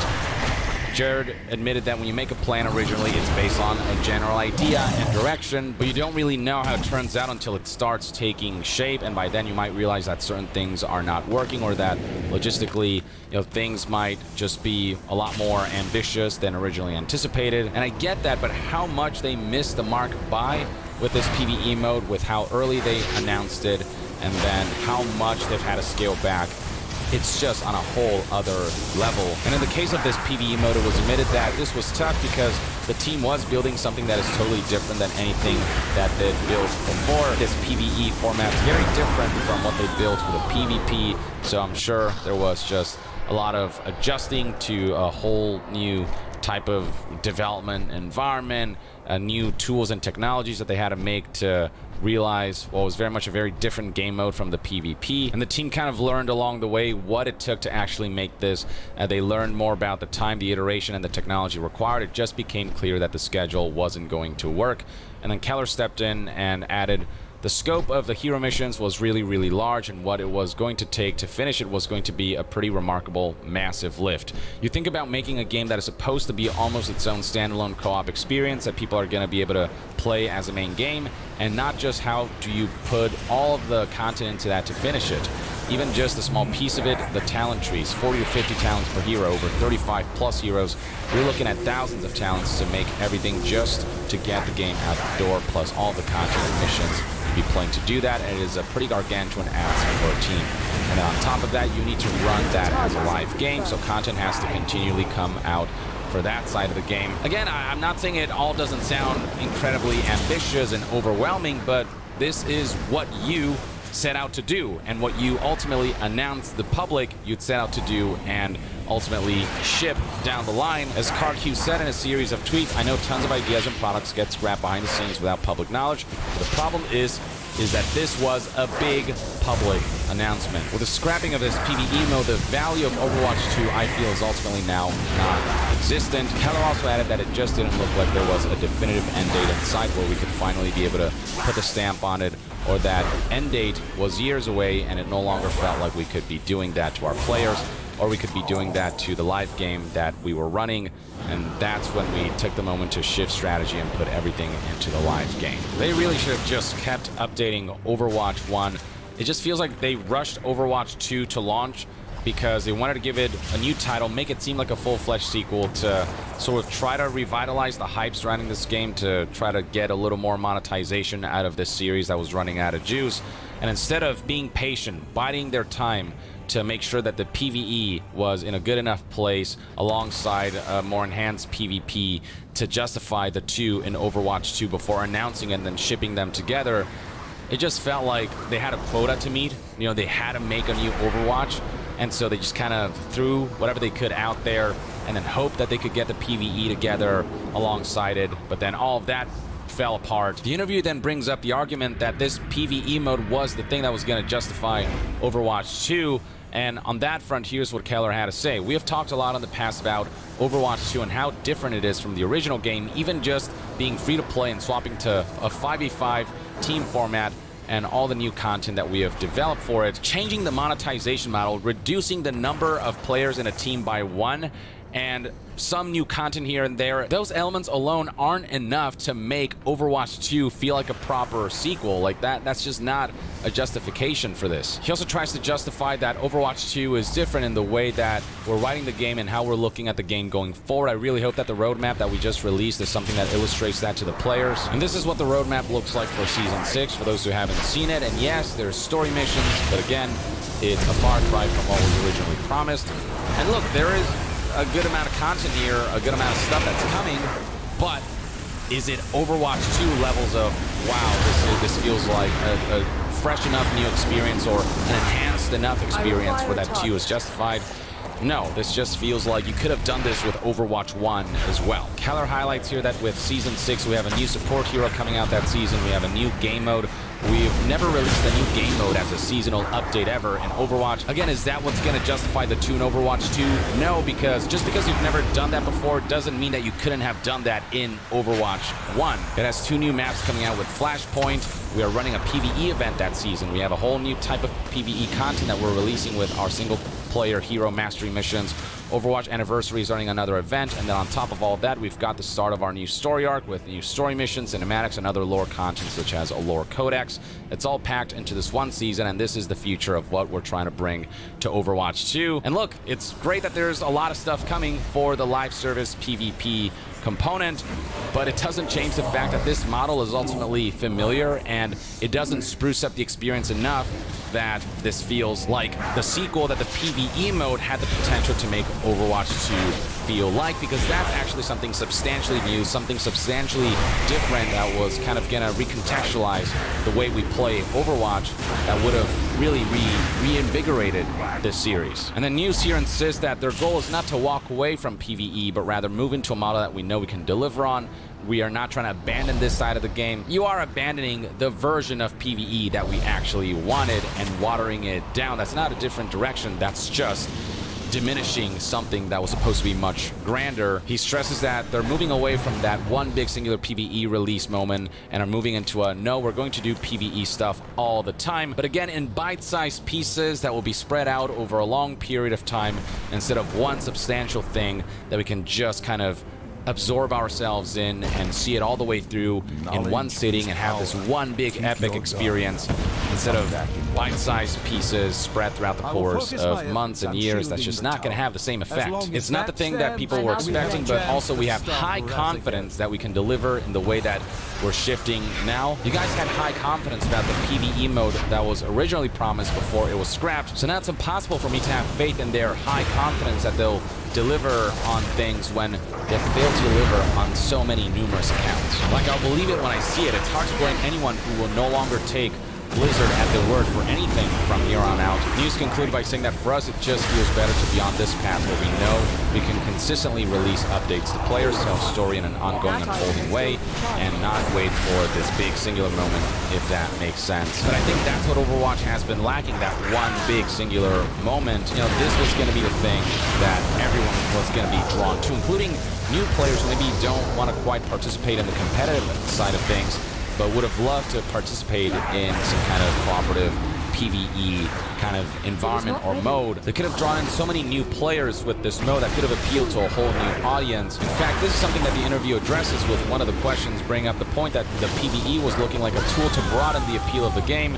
News admitted that if you only enjoy single-player or PvE-only experiences, then Overwatch is going to be a little bit tough for you right now. And yes, there are bite-sized story missions and PvE stuff that is coming alongside the live service component, sort of integrated with the PvP live service aspect, but it's not going to be the thing that's going to draw in those folks who prefer those kinds of single-player campaign-driven PvE experiences, because features have been scaled back so much, because it's so much more diluted, and because it's spread out so much over the course of, you know, days, weeks, months, whatever it might be, and it's not just one continuous big epic experience. One last topic worth talking about from this interview is a question that brought up the impact that scrapping the PvE may have had on the development team. Newson says that no adverse impact has been had on the team. We weren't letting people go who were working on PvE, and he has said that the folks who are working on that mode have been repurposed to work on the PvE aspects that will be brought into the live service that will be significantly watered down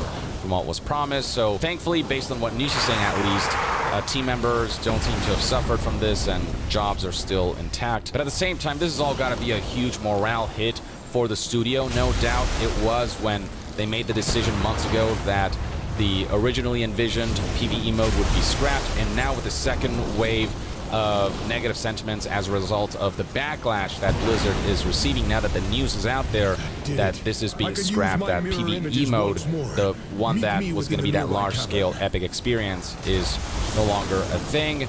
And now that we're learning that they've, you know, had this knowledge that this was going to be scrapped for months now, and they decided not to tell us until now, and how frustrating and confusing and baffling this all is, no doubt that's going to create a ripple effect of negative optics and sentiments and bad will and just a further loss in faith in Blizzard, this company that is just nowhere near at the level where they once used to be during their golden days. It just feels like a continuous decline. And it's a damn shame, because it pains me to see Blizzard go through this kind of turmoil when they have so many amazing IPs that they could leverage.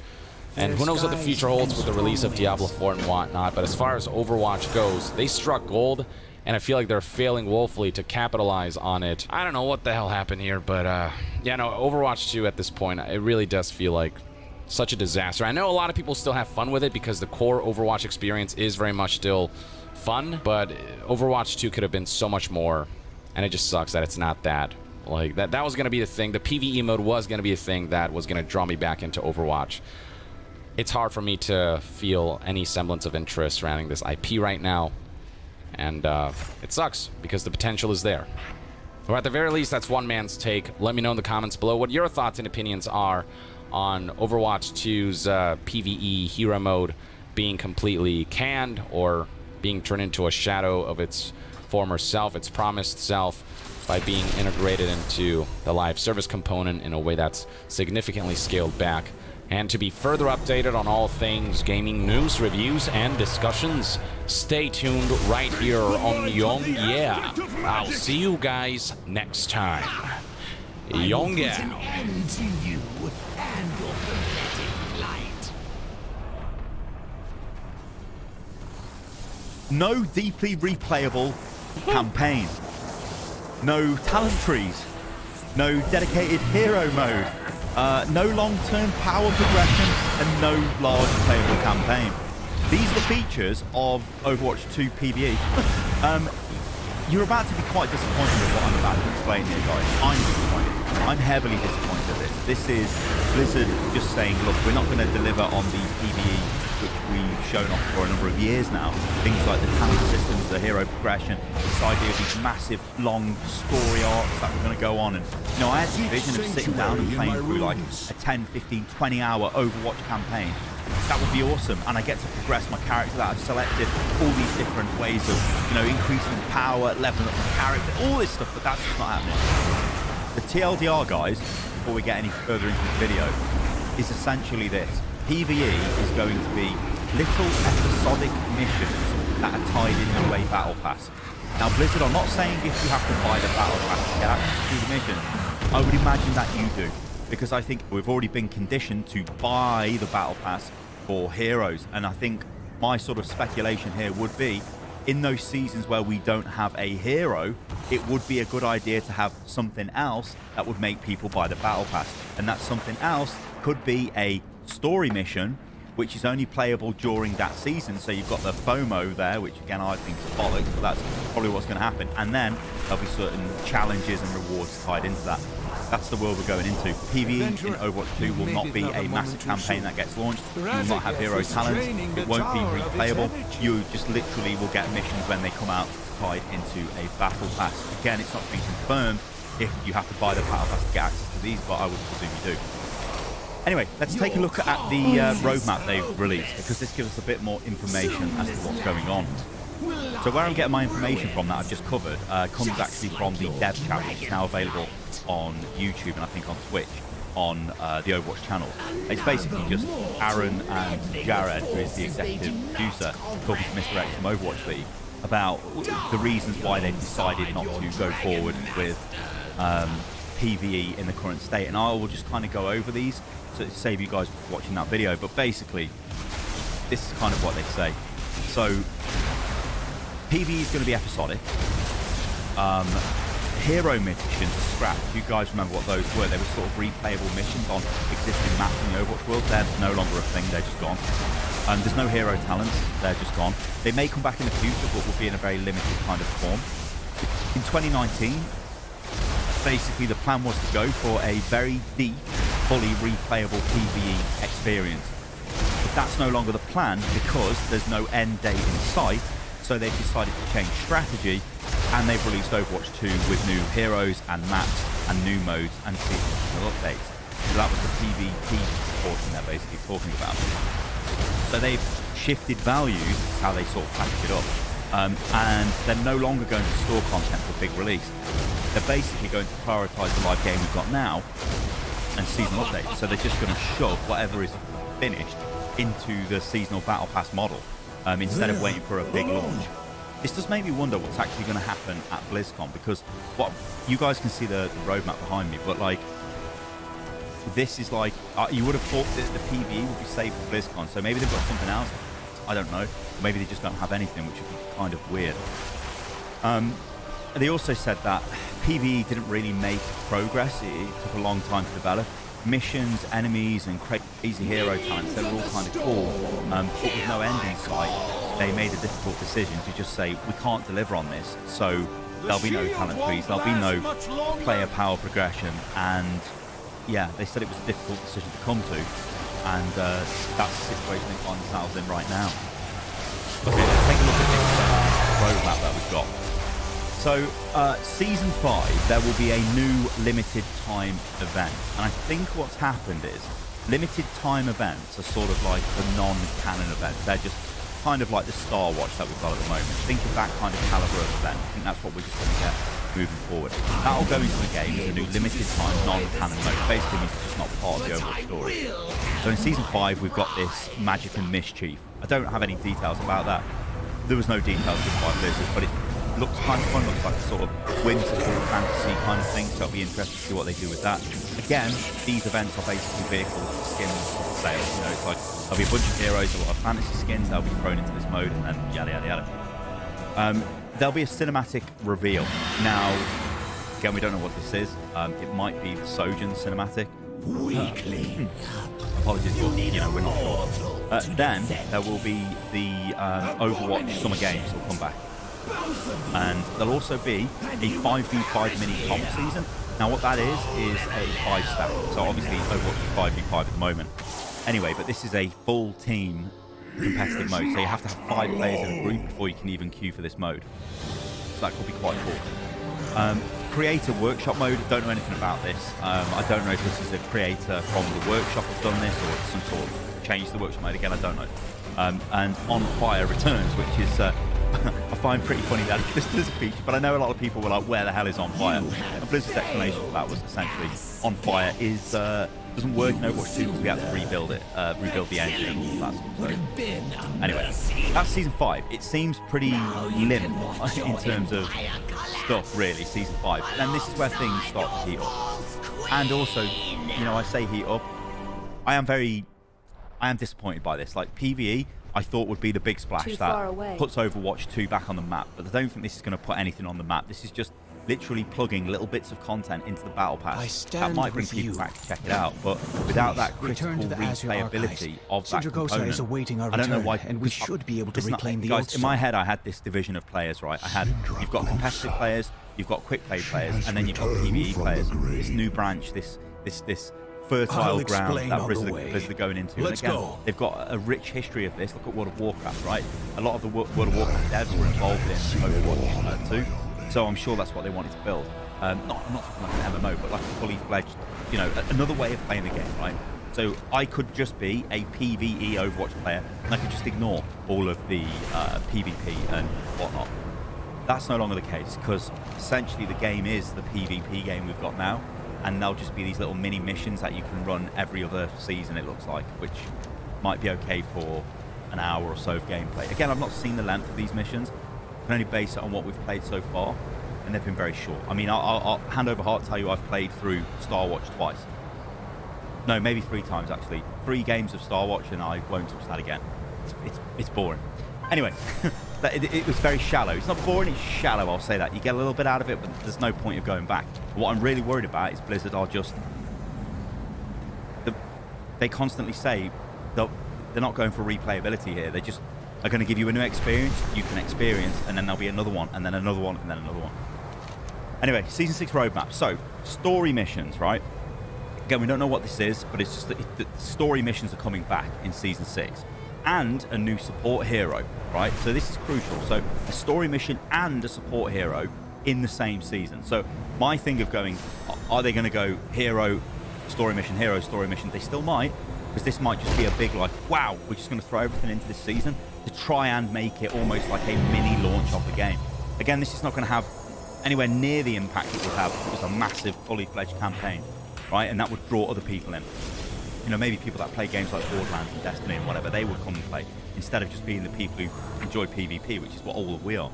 It just seems like a missed opportunity. Anyway, Flashpoint. Now, Flashpoint is the new core game mode. This will be a new game mode in quick play and in competitive. Again, I don't know anything about this, but this will feature a whole host of maps. I'd imagine it would come with 3 maps.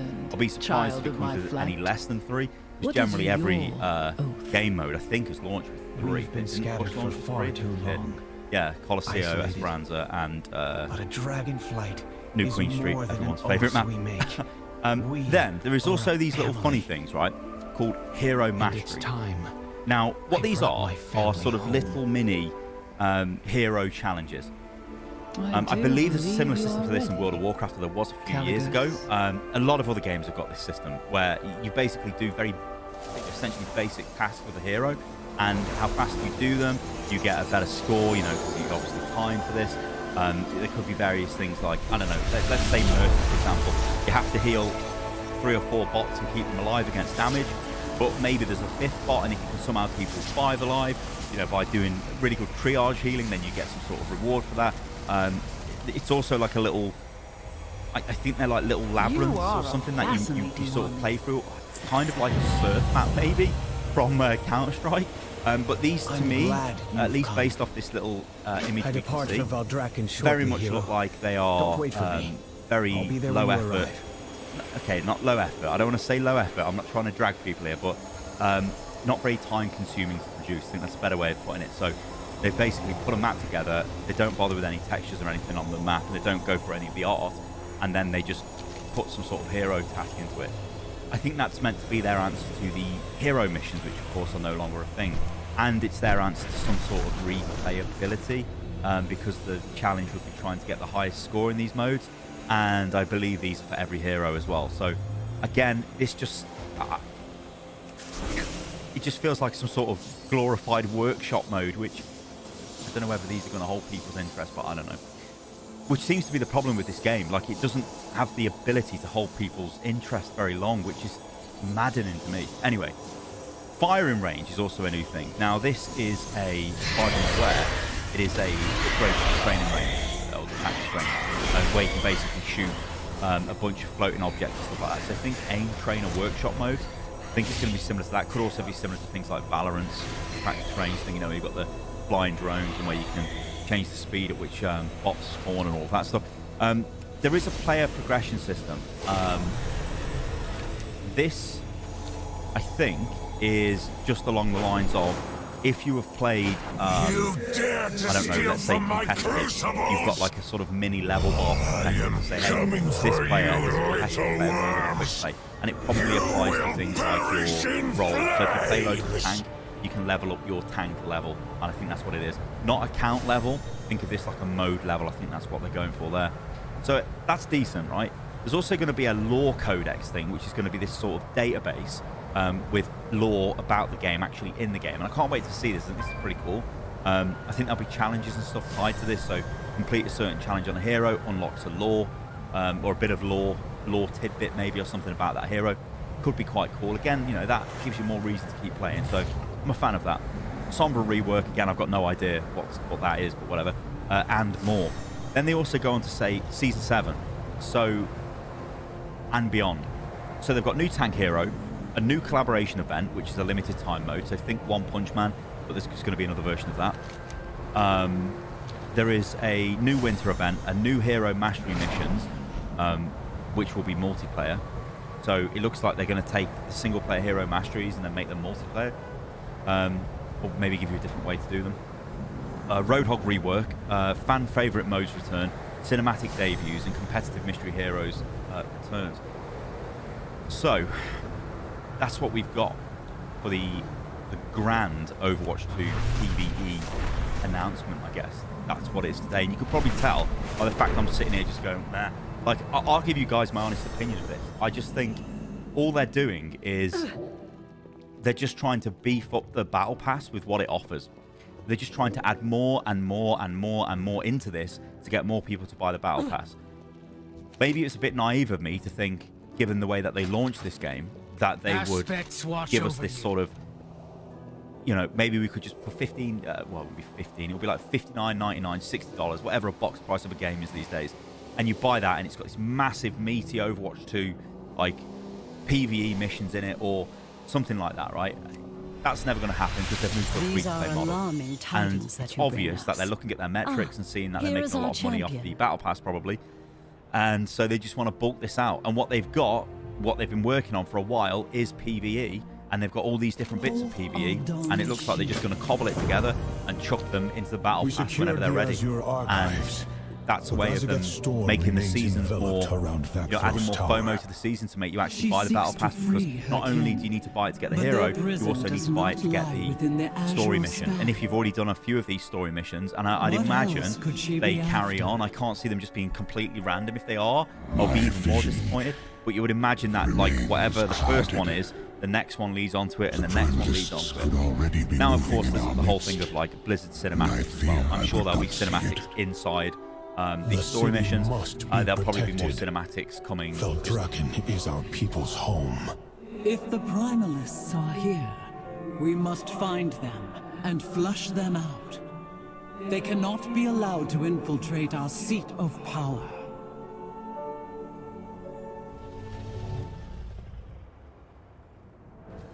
Embrace hope. Allow me to introduce you to Captain Drine.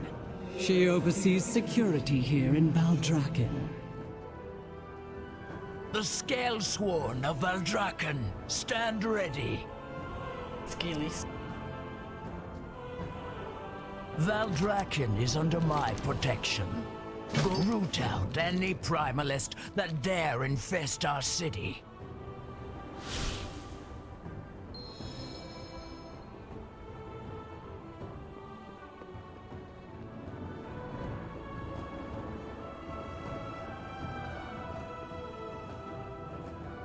Really?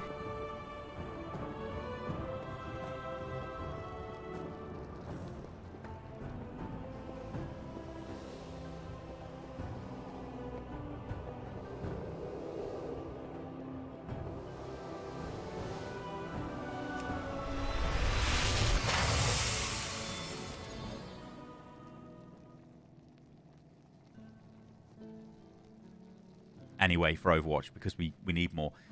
You've got to remember as well, in the past we used to live in a world where when a new hero was launched, we got a fully fledged cinematic for that hero. I've got a sneaking suspicion that the reason we didn't get one for Ramatra is because his was like integral to the campaign, and the campaign isn't a thing anymore, but we may see this pop up as a story mission sort of intro, and I think that's why we just didn't get any kind of like full on Pixar Blizzard style animated short for that. And of course the Sojourn one is probably the same. Sojourn's just added to the game, but her cinematic, they don't know what to do with it, blah blah blah, but we're going to see that, I think, season 5. Yeah, I think that's where we are right now. This is Overwatch 2's PvE.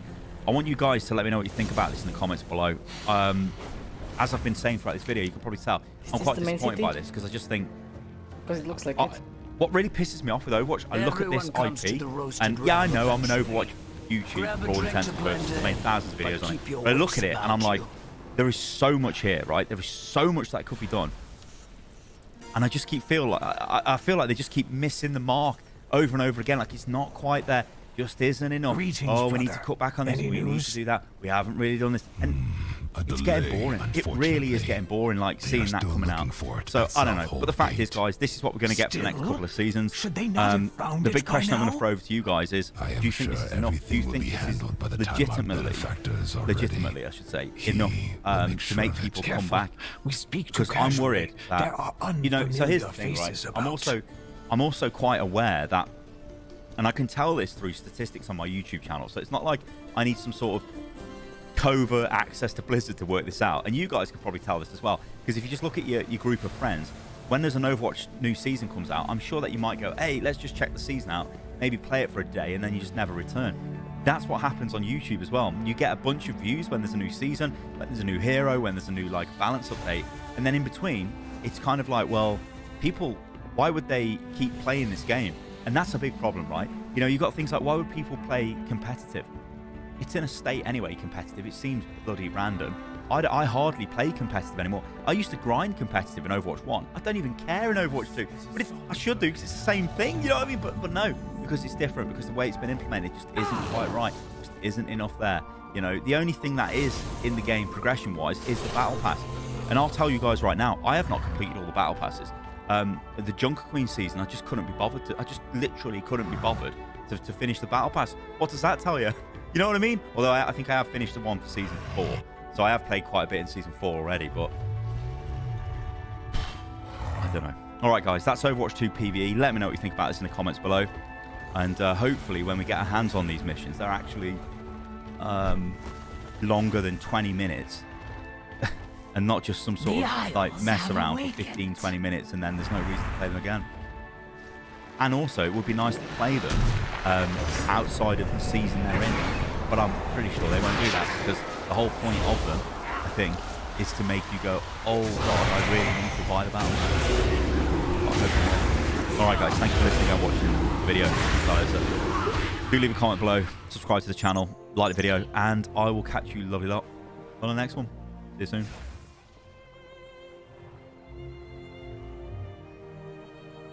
So why have Blizzard decided to scrap PvE? Well, they've actually done an interview with GameSpot. We're going to jump over to that now and take a look at this, because I'm hoping this will contain additional information as to why we are currently down this path. Because I think a lot of people, and legitimately you can think like this, are like, what's been going on for the last 3.5 years, or even 4 years?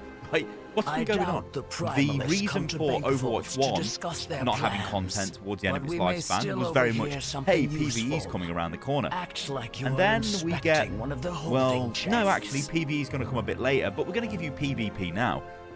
And then we get the announcement of the PvE changes from today, where essentially we're just looking at we're basically going back to the Archives PvE system from Overwatch 1. So what the hell has gone on? That is the question. So let's get stuck into this, and let's just see what is said. So you guys can't see the full title here, but basically it says Overwatch 2 PvE Hero Mode is being scrapped. Blizzard explains what happened and why.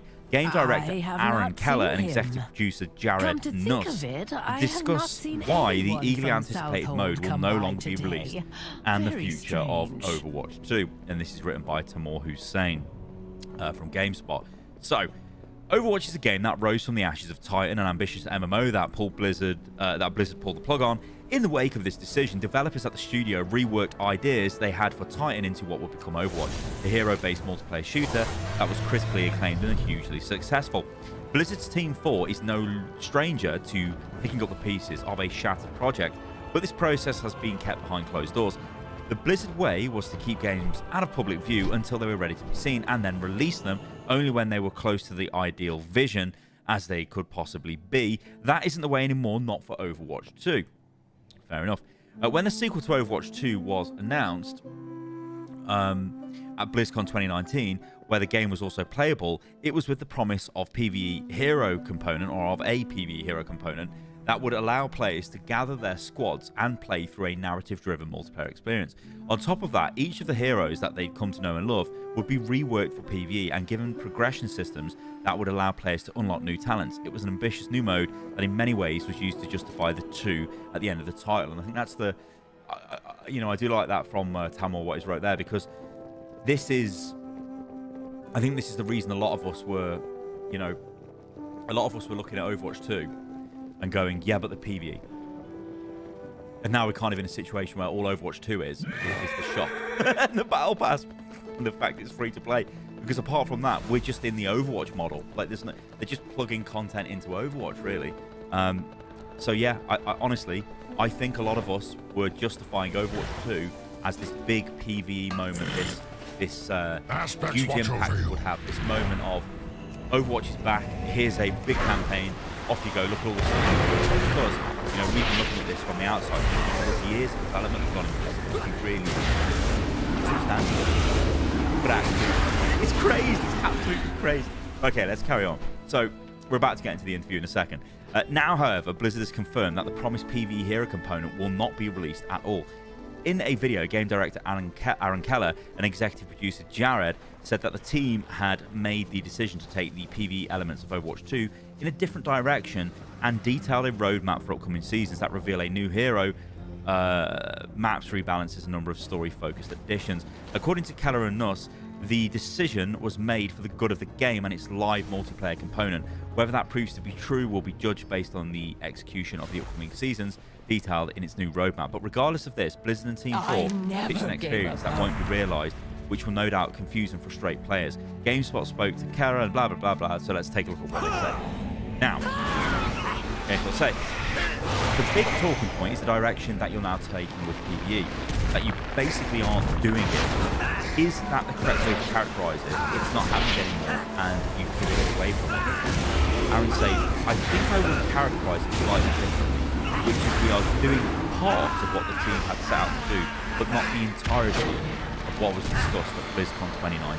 So the real focus is on the story mission and that experience, as opposed to the more open-ended hero mode and that stuff. Right, so it's fair to say that the experience that you showed during the first Overwatch 2 reveal is not going to be the only one that will be released at any point. Yeah, exactly. So we are definitely not doing the hero mode and the talents and that power Many people progression. come here for commerce.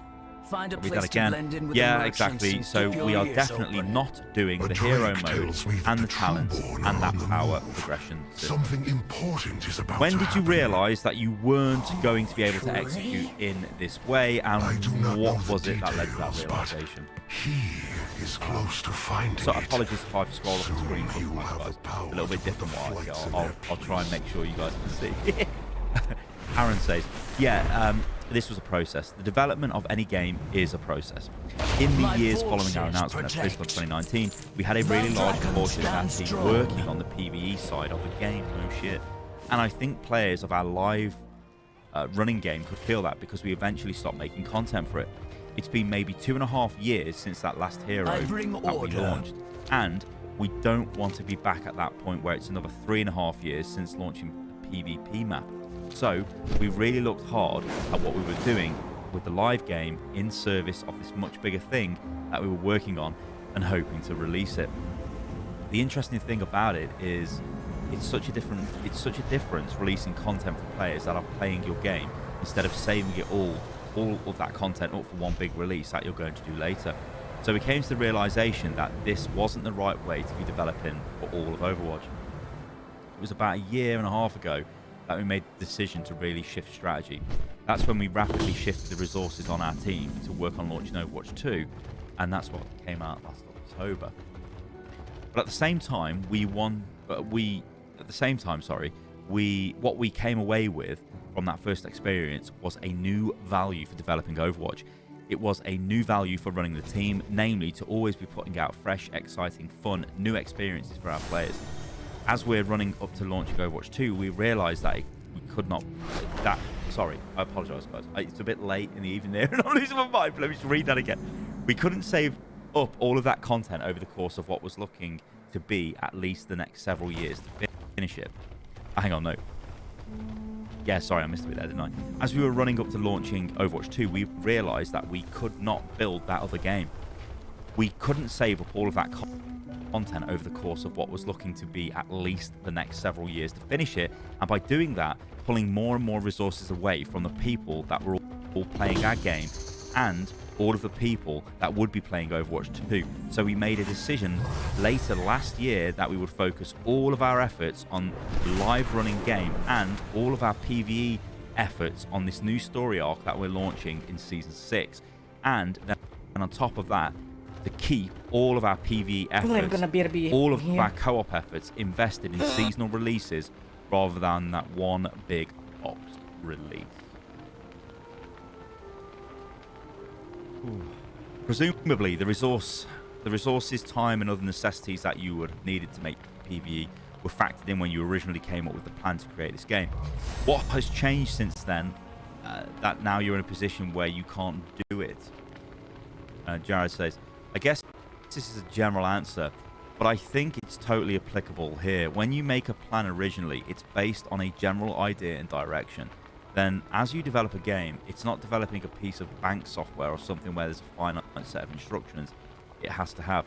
When you get into the meat of it and you start feeling it out, it's like, okay, well, is this fun? Is this good?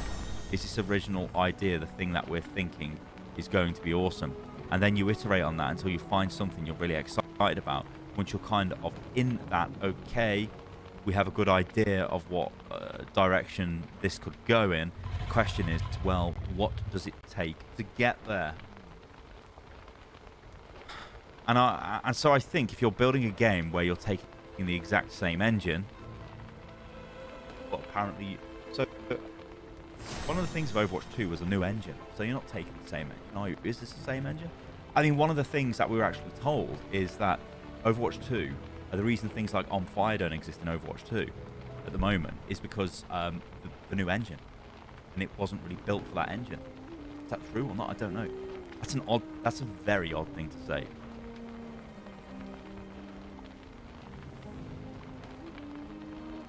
Okay, let's carry on. And so I think if you're building a game where you're taking the exact same engine, the exact same team, the exact same crew that has already shipped that same thing, and you're doing version 3 or version 4 of it, it's pretty easy to plan well in advance. Oh, I apologise. I was reading that as if like he's referencing Overwatch 2, but he's not. He's just trying to say if you were building Overwatch 2 with all the same tools. But for games like, which obviously they weren't, so I totally get that. I take back my comments. But for a game like this, it's tougher because the team was building something that is totally different than anything that they built before. These story missions are significantly different than archives or other ways that we've told stories in the game before. And so developing those, what it takes to do that, the technology required, the people required, the iteration required, is all different. So I understand that people think it's probably relatively simple. It's definitely not, and especially because what you don't want is it to just try to build the thing to get it out the door and move on. You want to build something that really resonates and that people love. So I guess my take is, just as the team learned more about what it took to make this, as it learned more about the time, the iteration and the technology required, it just became clear that the schedule wasn't going to work. Okay. Aaron says, yeah, I think the scope of the hero missions was really, really large, and what it was going to take to finish it was going to be a pretty remarkable, massive lift.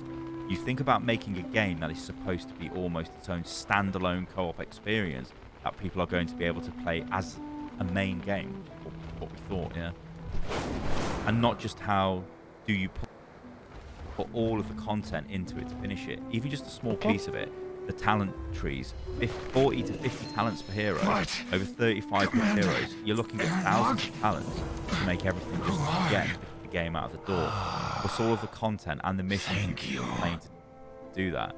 And it is a pretty gargantuan ask for the team. And then, on top of that, you need to run that as a live game, so content has to continually come out for that side of the game. I mean, honestly, can it really be that difficult to produce all of these talents? I mean, it's odd that hero talents are being like framed as this thing that took so much effort it crippled the team. Like, I mean, it's for PvE, right? So they wouldn't exactly need to be balanced, would they? You know, you just make them fun. You know, my famous Reinhardt hammer gif, I always use it on. I think it's the Earth. I think it's Earthquake that was called, because you could change his ultimate from Earth Shatter to Earthquake, and it became a big, like a circular AoE, like a 360 AoE. I think it was called Earthquake, but that just doesn't exist anymore. But like they've built those turrets, didn't we, from back in BlizzCon, where Torb's turrets were like firing fire and all that stuff. It's just like, what?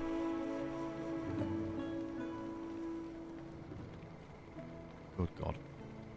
In reality, what we're looking at was running two separate games at the same time with a set of heroes as the piece that is shared between the two of them. Yes. But they'd already built, this is what I don't understand. They'd already built Overwatch, hadn't they? They didn't need to go to 5v5. They didn't need to make all these other changes to the game.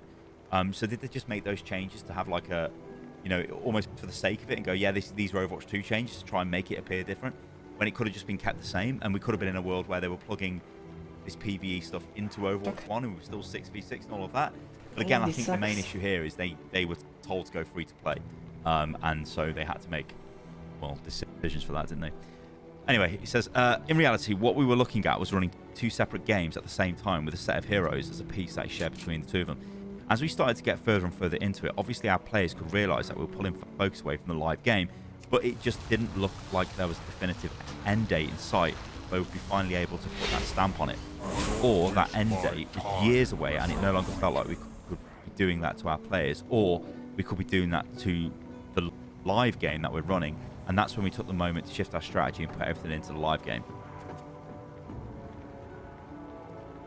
You want to build something that really resonates and that people love. As the team learned more about what it took to make the PvE mode, as it learned more about the time, the iteration and the technology required, it just became clear that the schedule wasn't going to work. So it's obviously Jared's quote from earlier on in the article.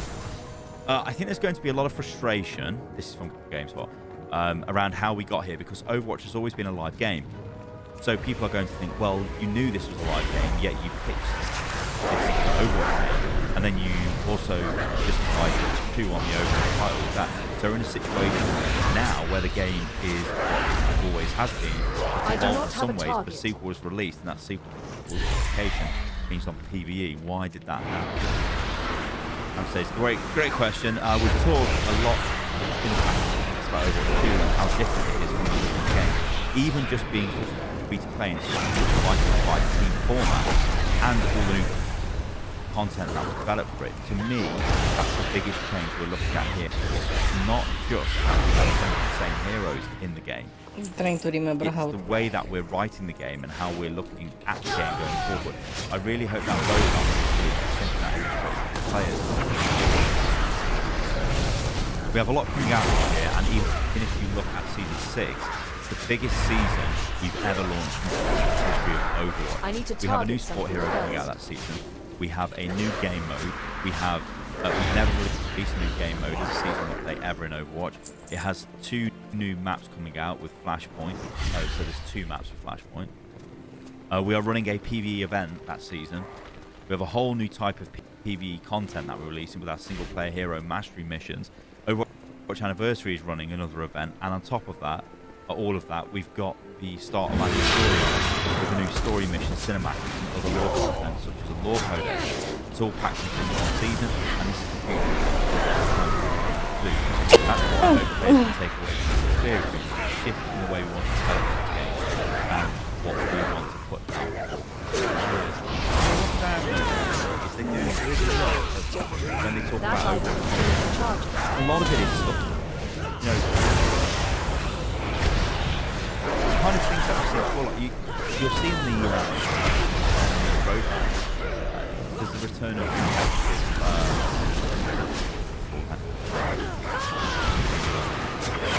I require a target. mystery heroes. Yeah, it's like rehashed content. There is that. You know, really I do not have a target. Content Fuck's make sake. it appear like there's loads. I mean, How we do I do play the battle this? pass. Like the battle pass has got sprays, which people don't really care about. It's got voice lines. Okay, fair enough. It's got souvenirs.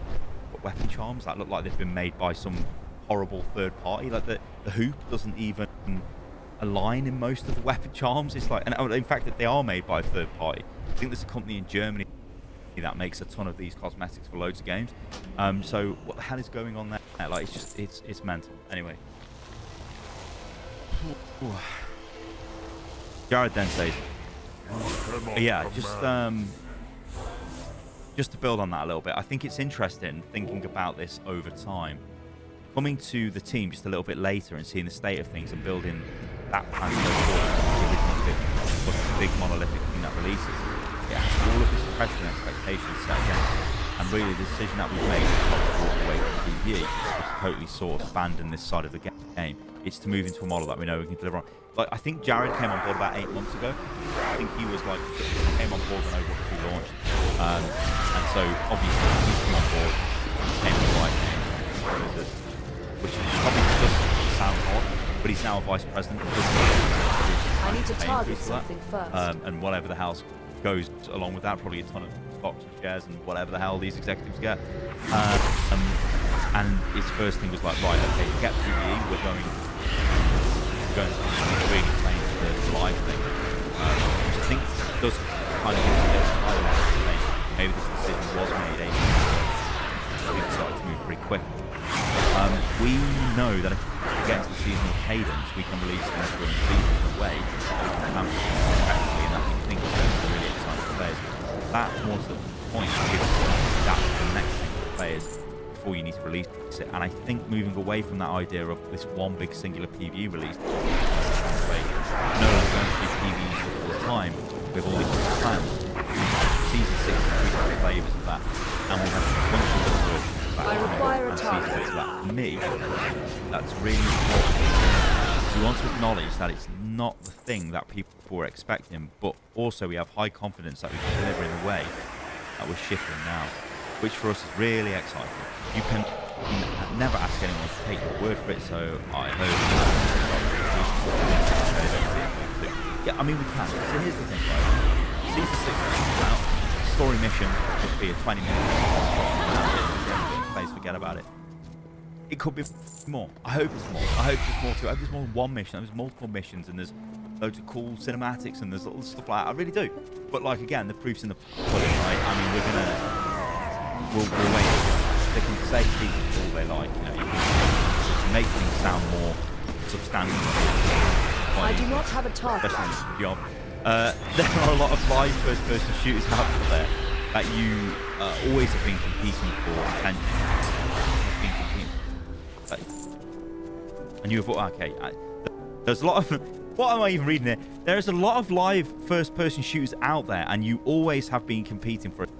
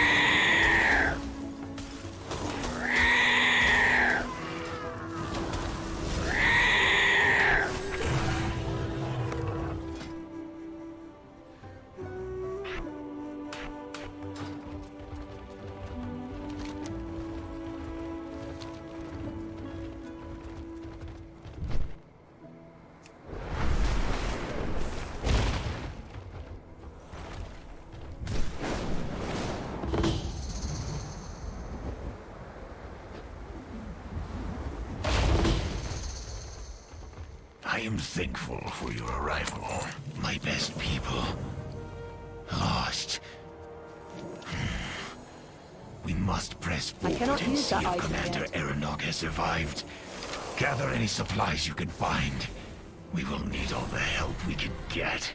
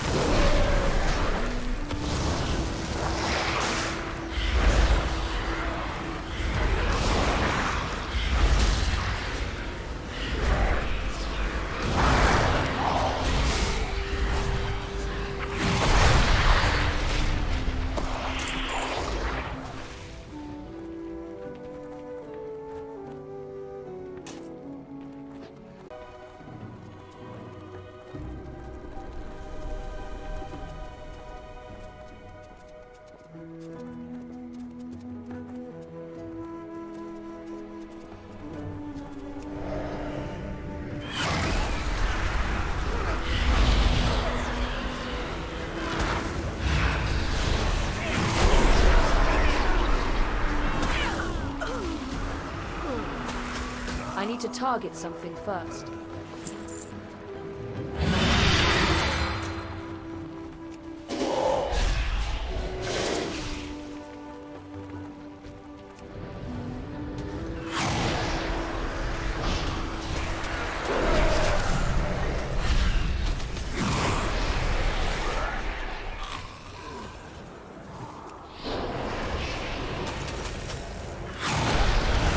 I require a target.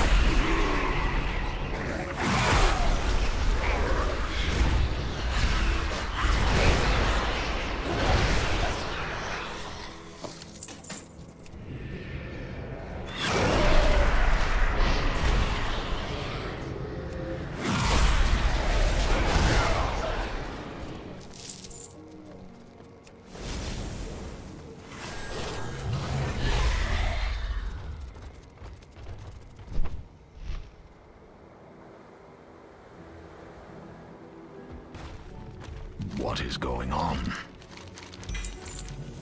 The Primalists must be purged. We'll keep the Primalists busy while I search further up the tower for the commander.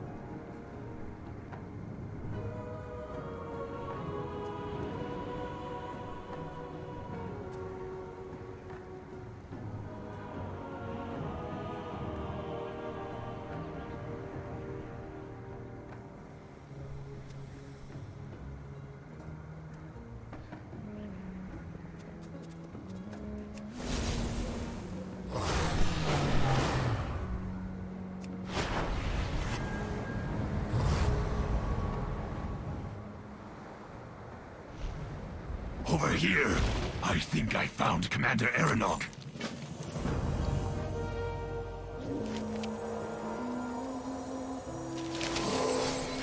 We must press on. Commander. Cringe boy.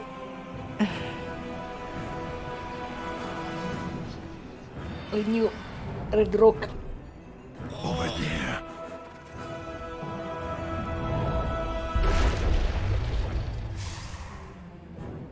Your guards did not join our ranks as expected, Aeronog. I am not concerned. Dead soldiers cannot get in your way. I see you have unearthed the Flame Stone. I can sense its strength. It is now time for your end of this bargain.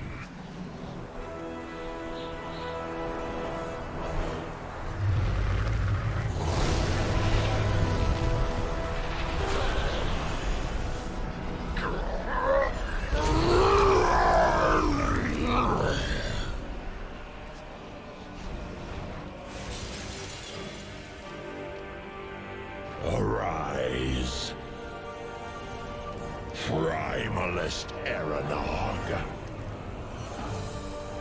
I pledge this power to free my kind from the leash of the aspects.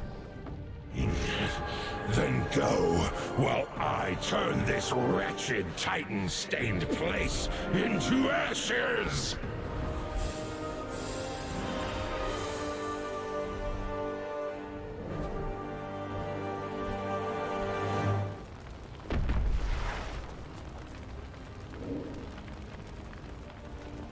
It is good you are here. That traitor! Go defeat the Primalist leader here. I will be your rear guard.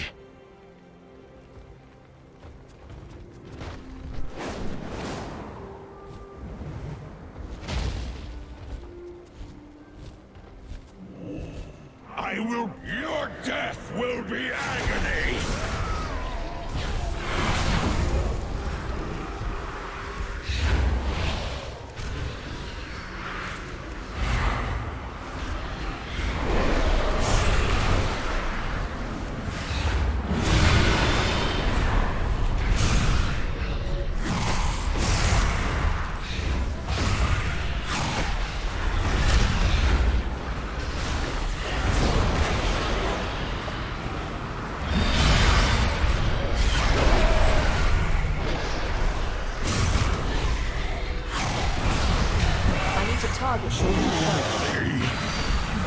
Elements.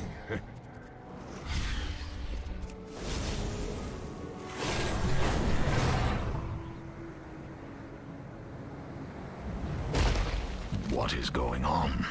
Thank you, hero. Though Aeronog's betrayal is painful, we have at least reclaimed Southgate Hold. Though my unit fell today, I will always keep the memory of their courage in my heart. May we never falter in our watch for further rebellion. Farewell, hero.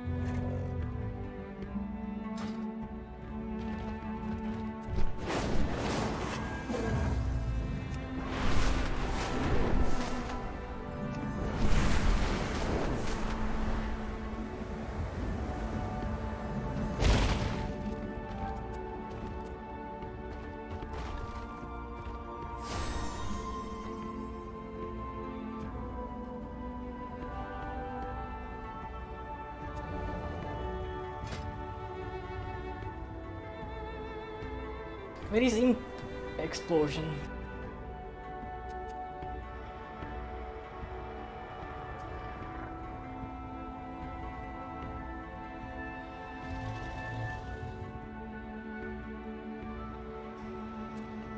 Oof.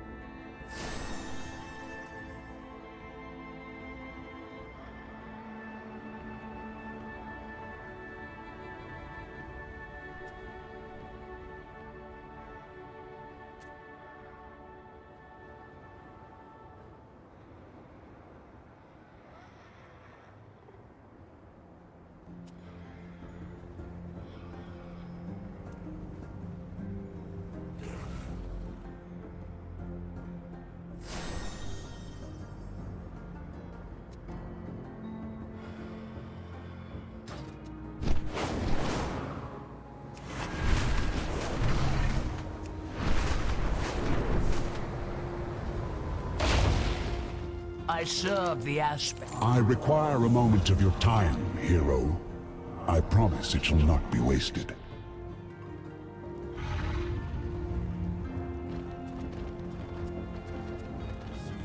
Time is my fate and my curse.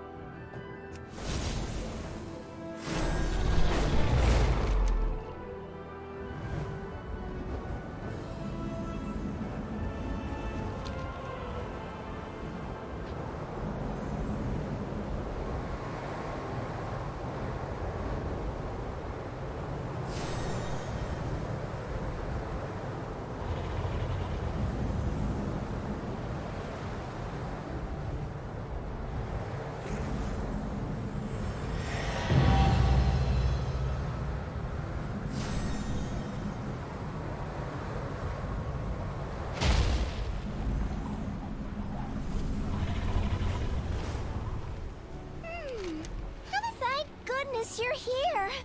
The Time Wazer, and there's nothing the Time Walkers can't fix.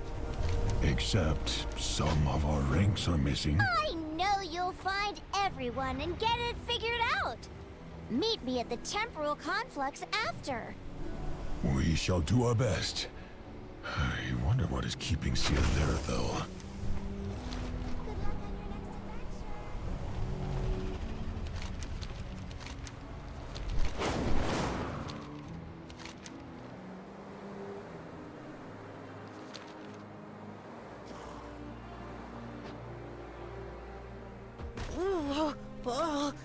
The time magic, sir.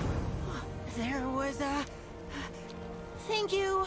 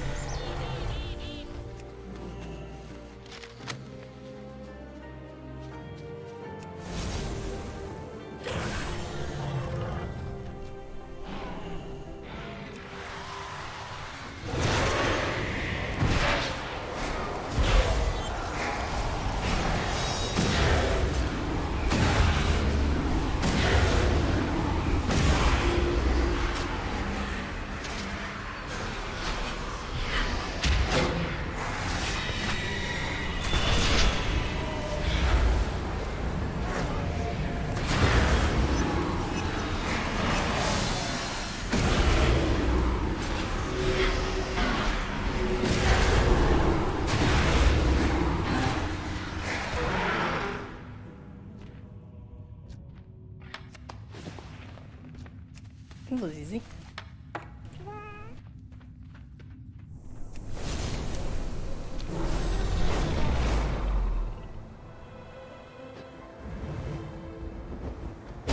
I know what to do. What is the problem? I know I can. I think that went well. Thank you. Meet me back at the Shifting Sands.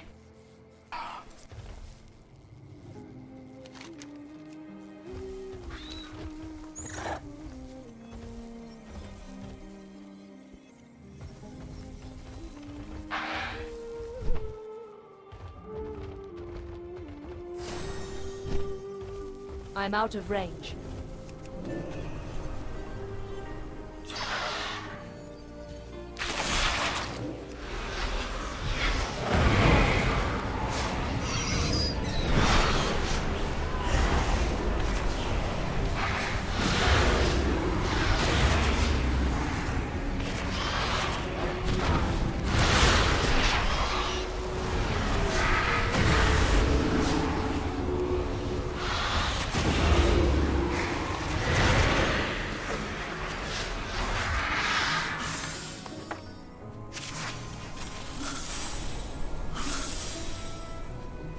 Okay.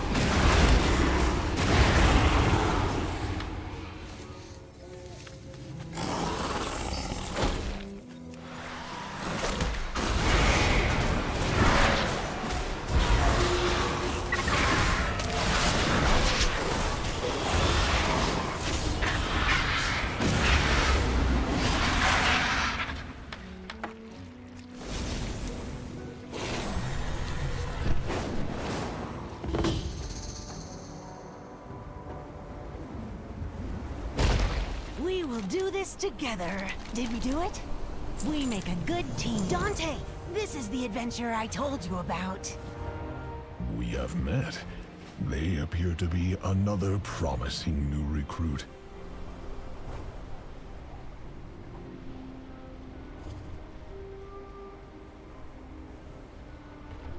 Is it that time already? It has been a time. Come along. You as well, Seazerathel. If only we could skip forward to already being Master Time Walkers. Let me know when you are ready.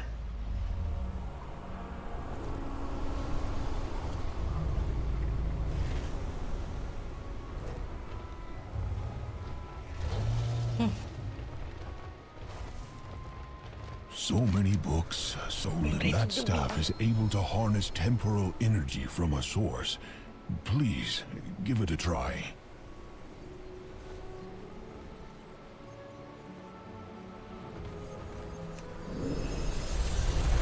Well done. The staff can also be used to redirect the energy collected to a target such as this one. Excellent. Now, try focusing your staff's energy at this artifact in order to restore it to its time of origin. Oh dear, it backfired. Brace yourself.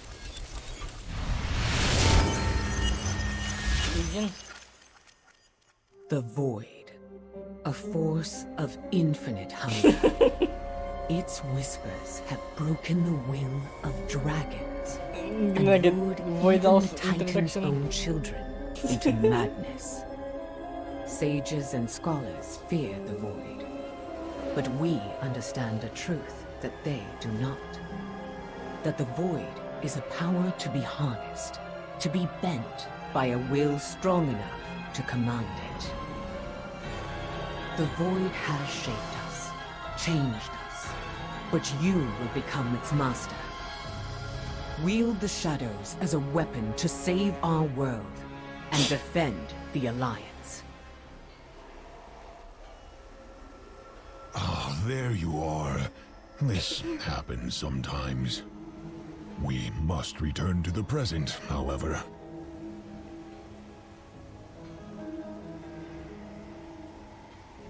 Really, we must be going. Use every weapon at your disposal. Come with an open mind. We are going back.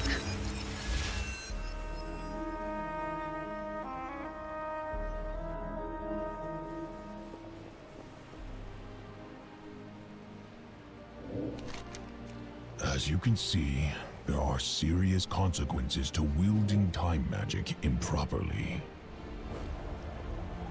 For the glory of the dragons!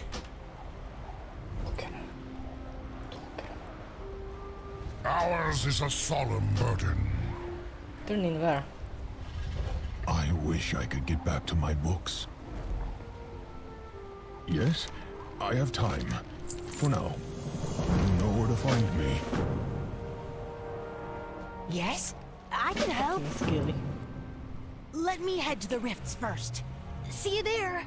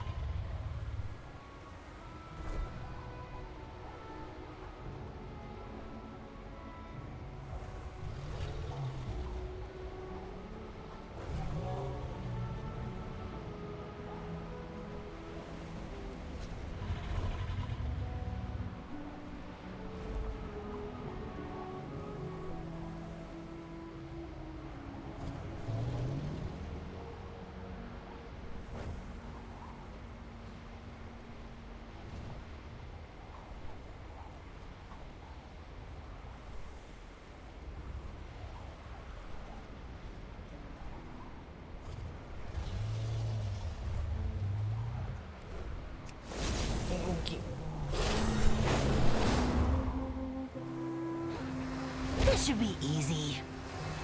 I am always ready. Yes, I can I help. must get closer.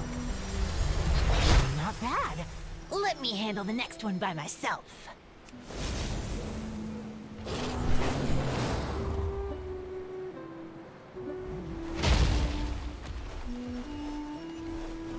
The energy from this rift feels primordial. Oh, this is not good. Maybe you should handle this. I think a Murloc just merged into that timeline. We really need to tell Dante. It will be fine. What is it now? When am I? What time is it? Consider all the timelines. Why were you inside that time rift? It is a long story. Dante is going to love this.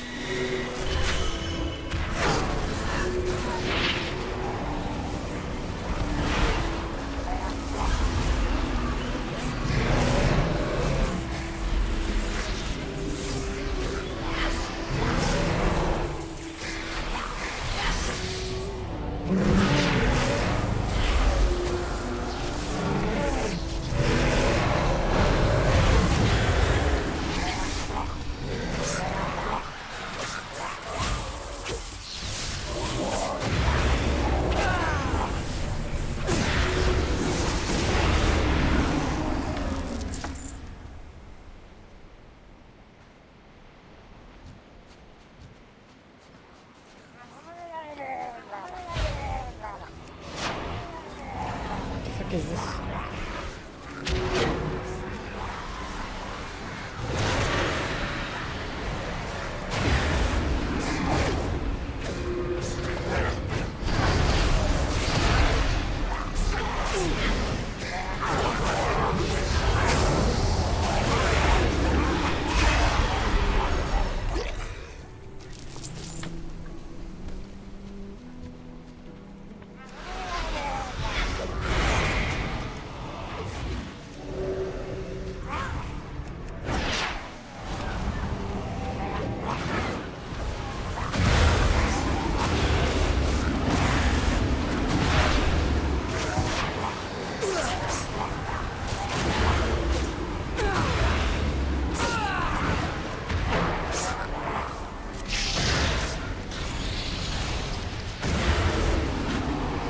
Target something first.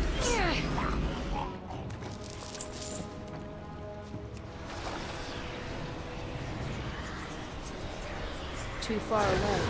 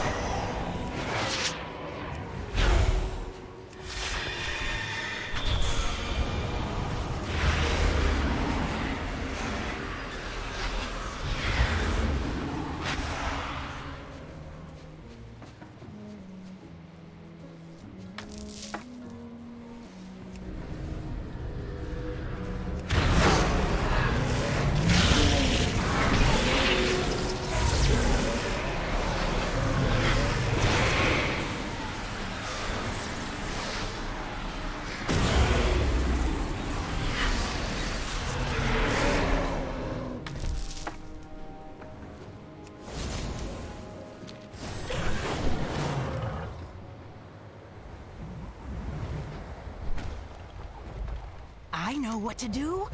What is the problem? We will find time. We cannot lose more time. It is good to see that you have returned safely. What happened? We were defending the temporal conflux when fissures in time suddenly opened and pulled us through. What of the others with you? I do not know. I did not see any others where I went. Where did you go? It was a time that looked much like this, but was vastly different. In what way? The timeline was chaos. There was destruction everywhere. Few left to save.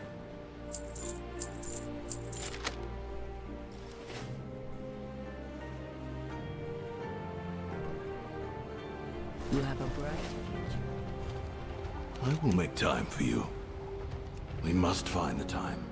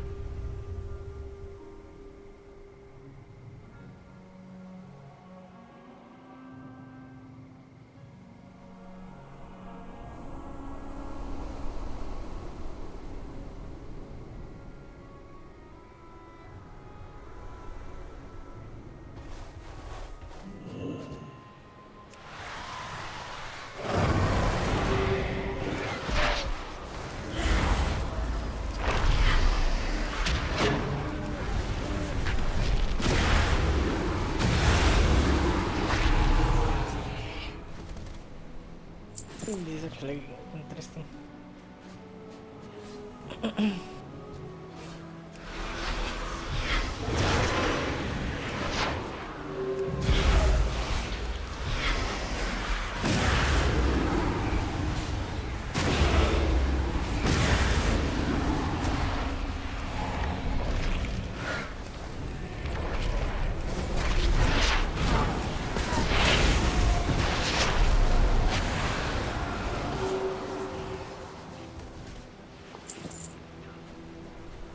Aspect's grace shine down on you.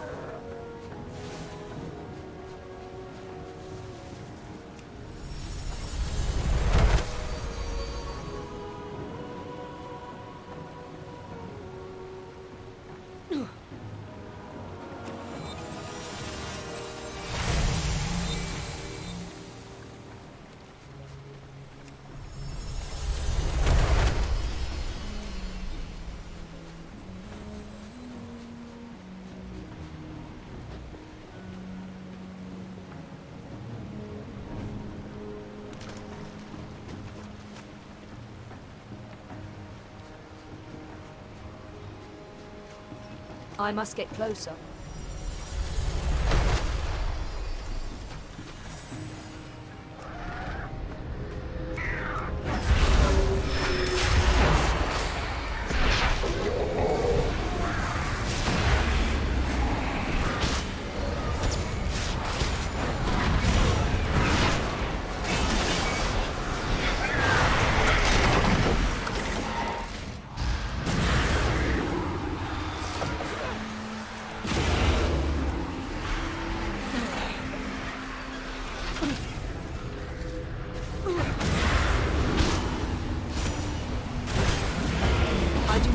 target.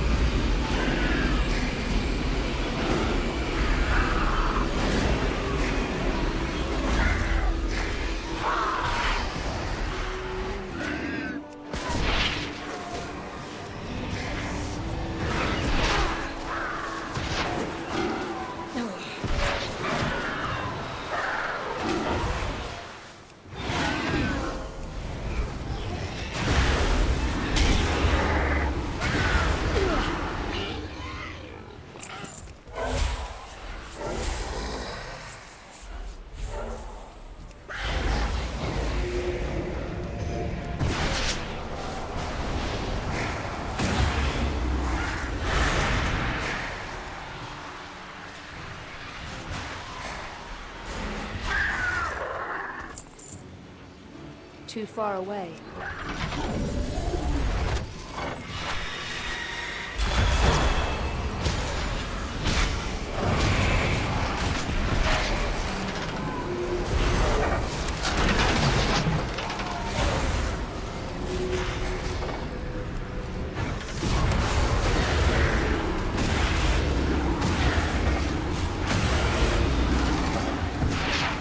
It is not ready.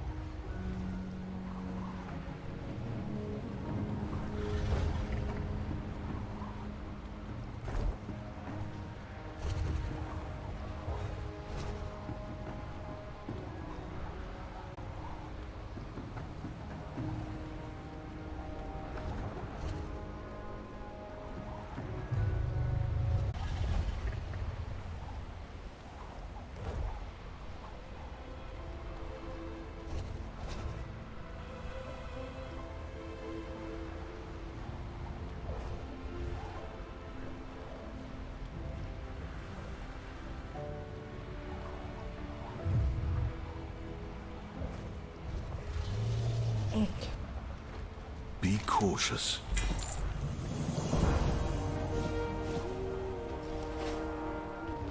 So many books, so little time. We will ascend to the temple platforms. Please, meet us there when you are ready. Race you, Dante! New recruits. Better get comfortable in that bubble, Eternus. I won't let you corrupt our bronze Oathstone. Whether I am here for a day or millennia, It matters not.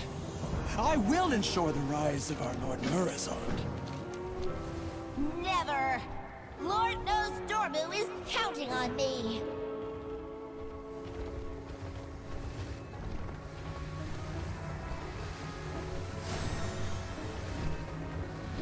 I wish I could get... Do not worry, Ambassador Chronormu. Your friend is more than capable for this task. I know they are! They were amazing in the past! Or was that the future? Or right now? Anyway, I know!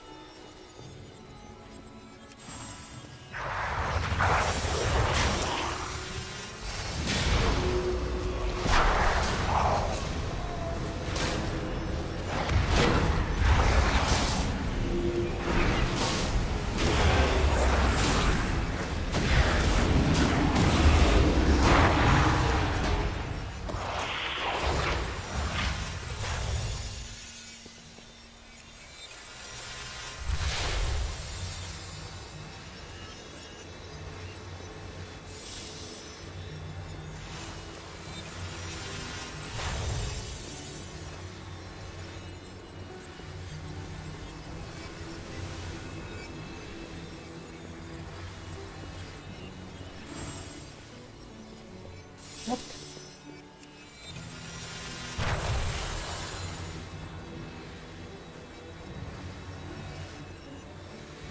Full on what?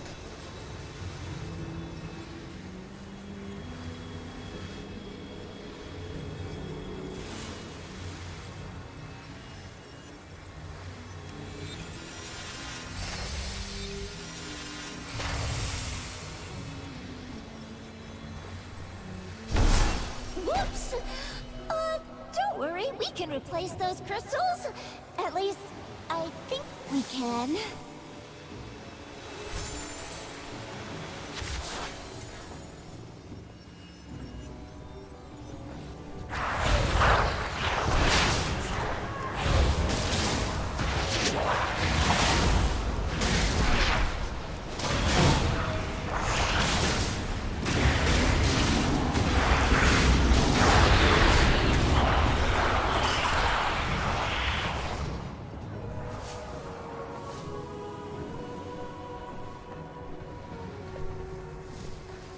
Okay, one sec.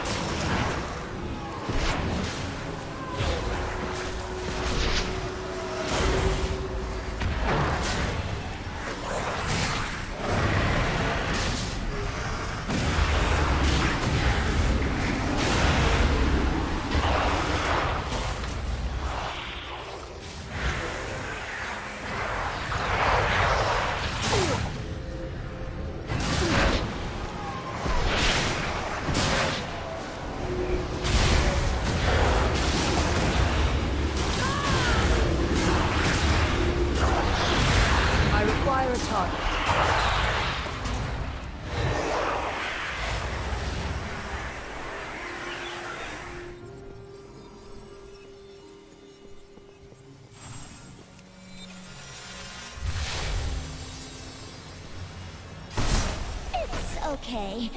Just use your staff on the shards instead.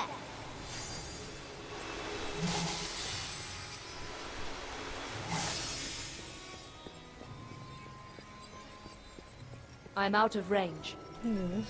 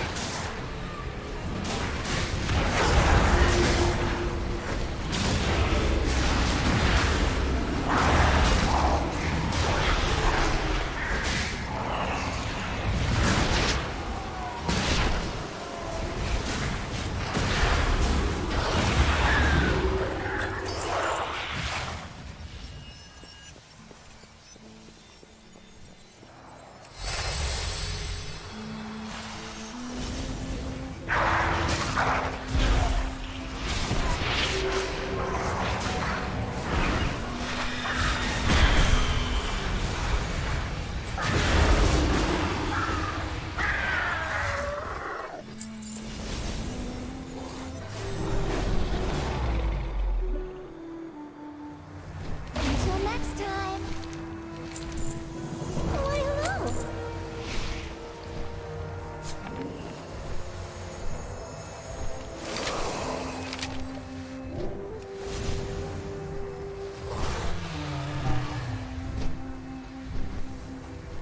Is it that time already?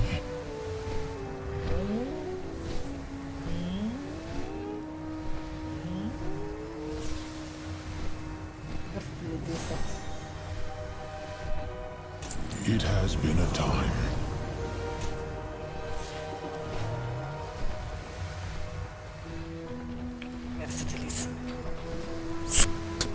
Sucks. Take care of yourself up there. We'll hold Eternus in place while you free the Wardens.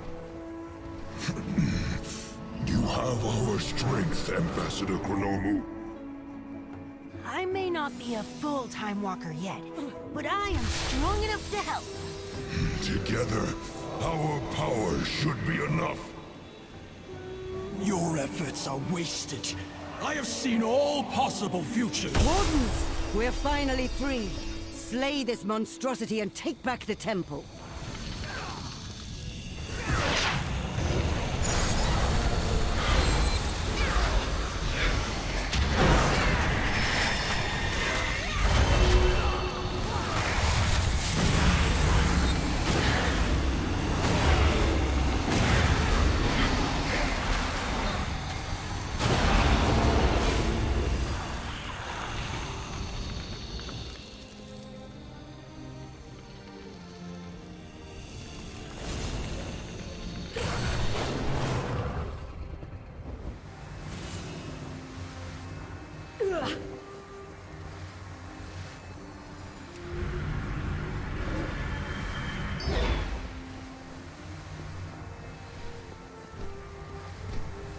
It's been a pleasure.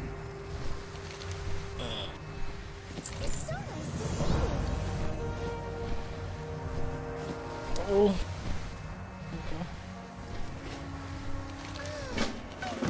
Turn up eventually. Really? Okay, everyone. Get ready.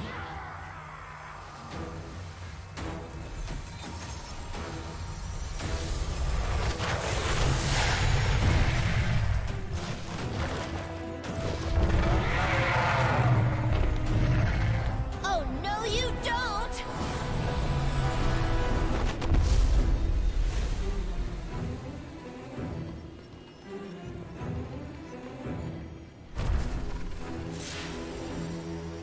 My vision came too late. They have punched a tunnel through time and are tumbling endlessly amongst the infinite possibilities. You must find them and correct their course before the entire fabric of reality is torn asunder.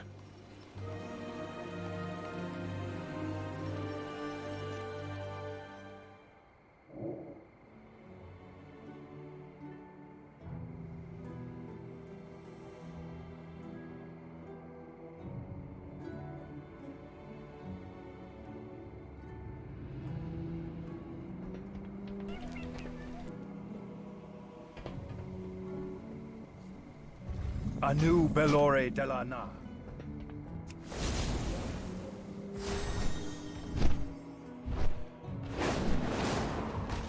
The sands of time are plentiful, but precious. Okay, next. Yes? I have time. Of course, hero. I have no time for fooling. I shall be there at once. We will do this together. Me? Right. Open your mind to why I have located the moment in time where we may find Chronormu. Soridormi, I shall need you to hold the time portal open on the other side. My vision did not show me much. I could only see blurs of fire, ice, and chaos. Do not worry, beloved. I shall handle it. Sarah, you are with me. Yes, Commander. There is only one true timeline. Be mindful of which threads you pull on.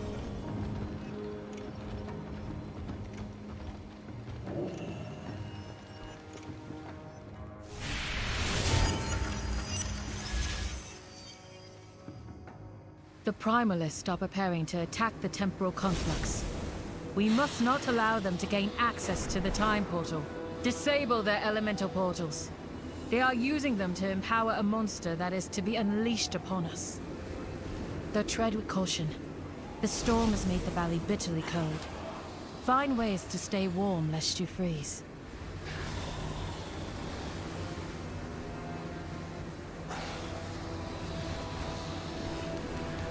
I can aid you. If you need help, call on me and I will be there.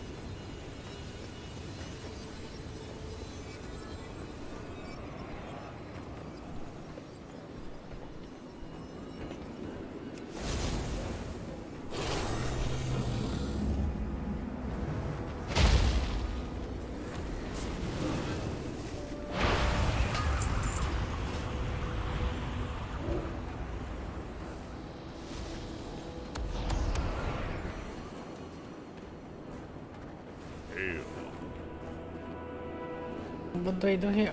I've been like this.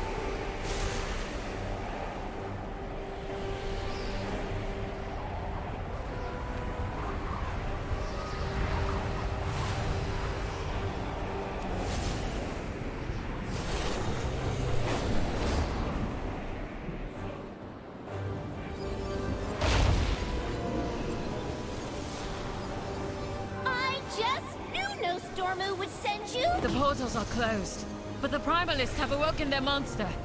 Destroy it!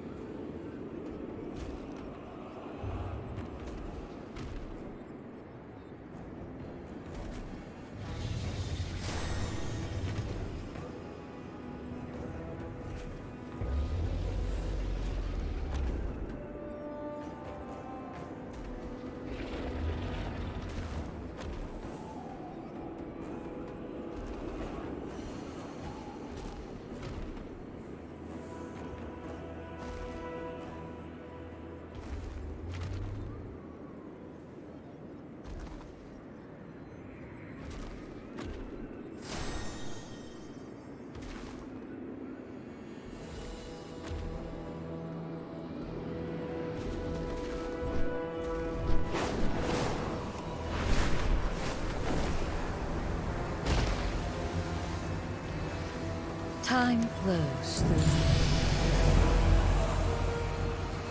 me. Oke. Itu lawas tomorrow. Practice.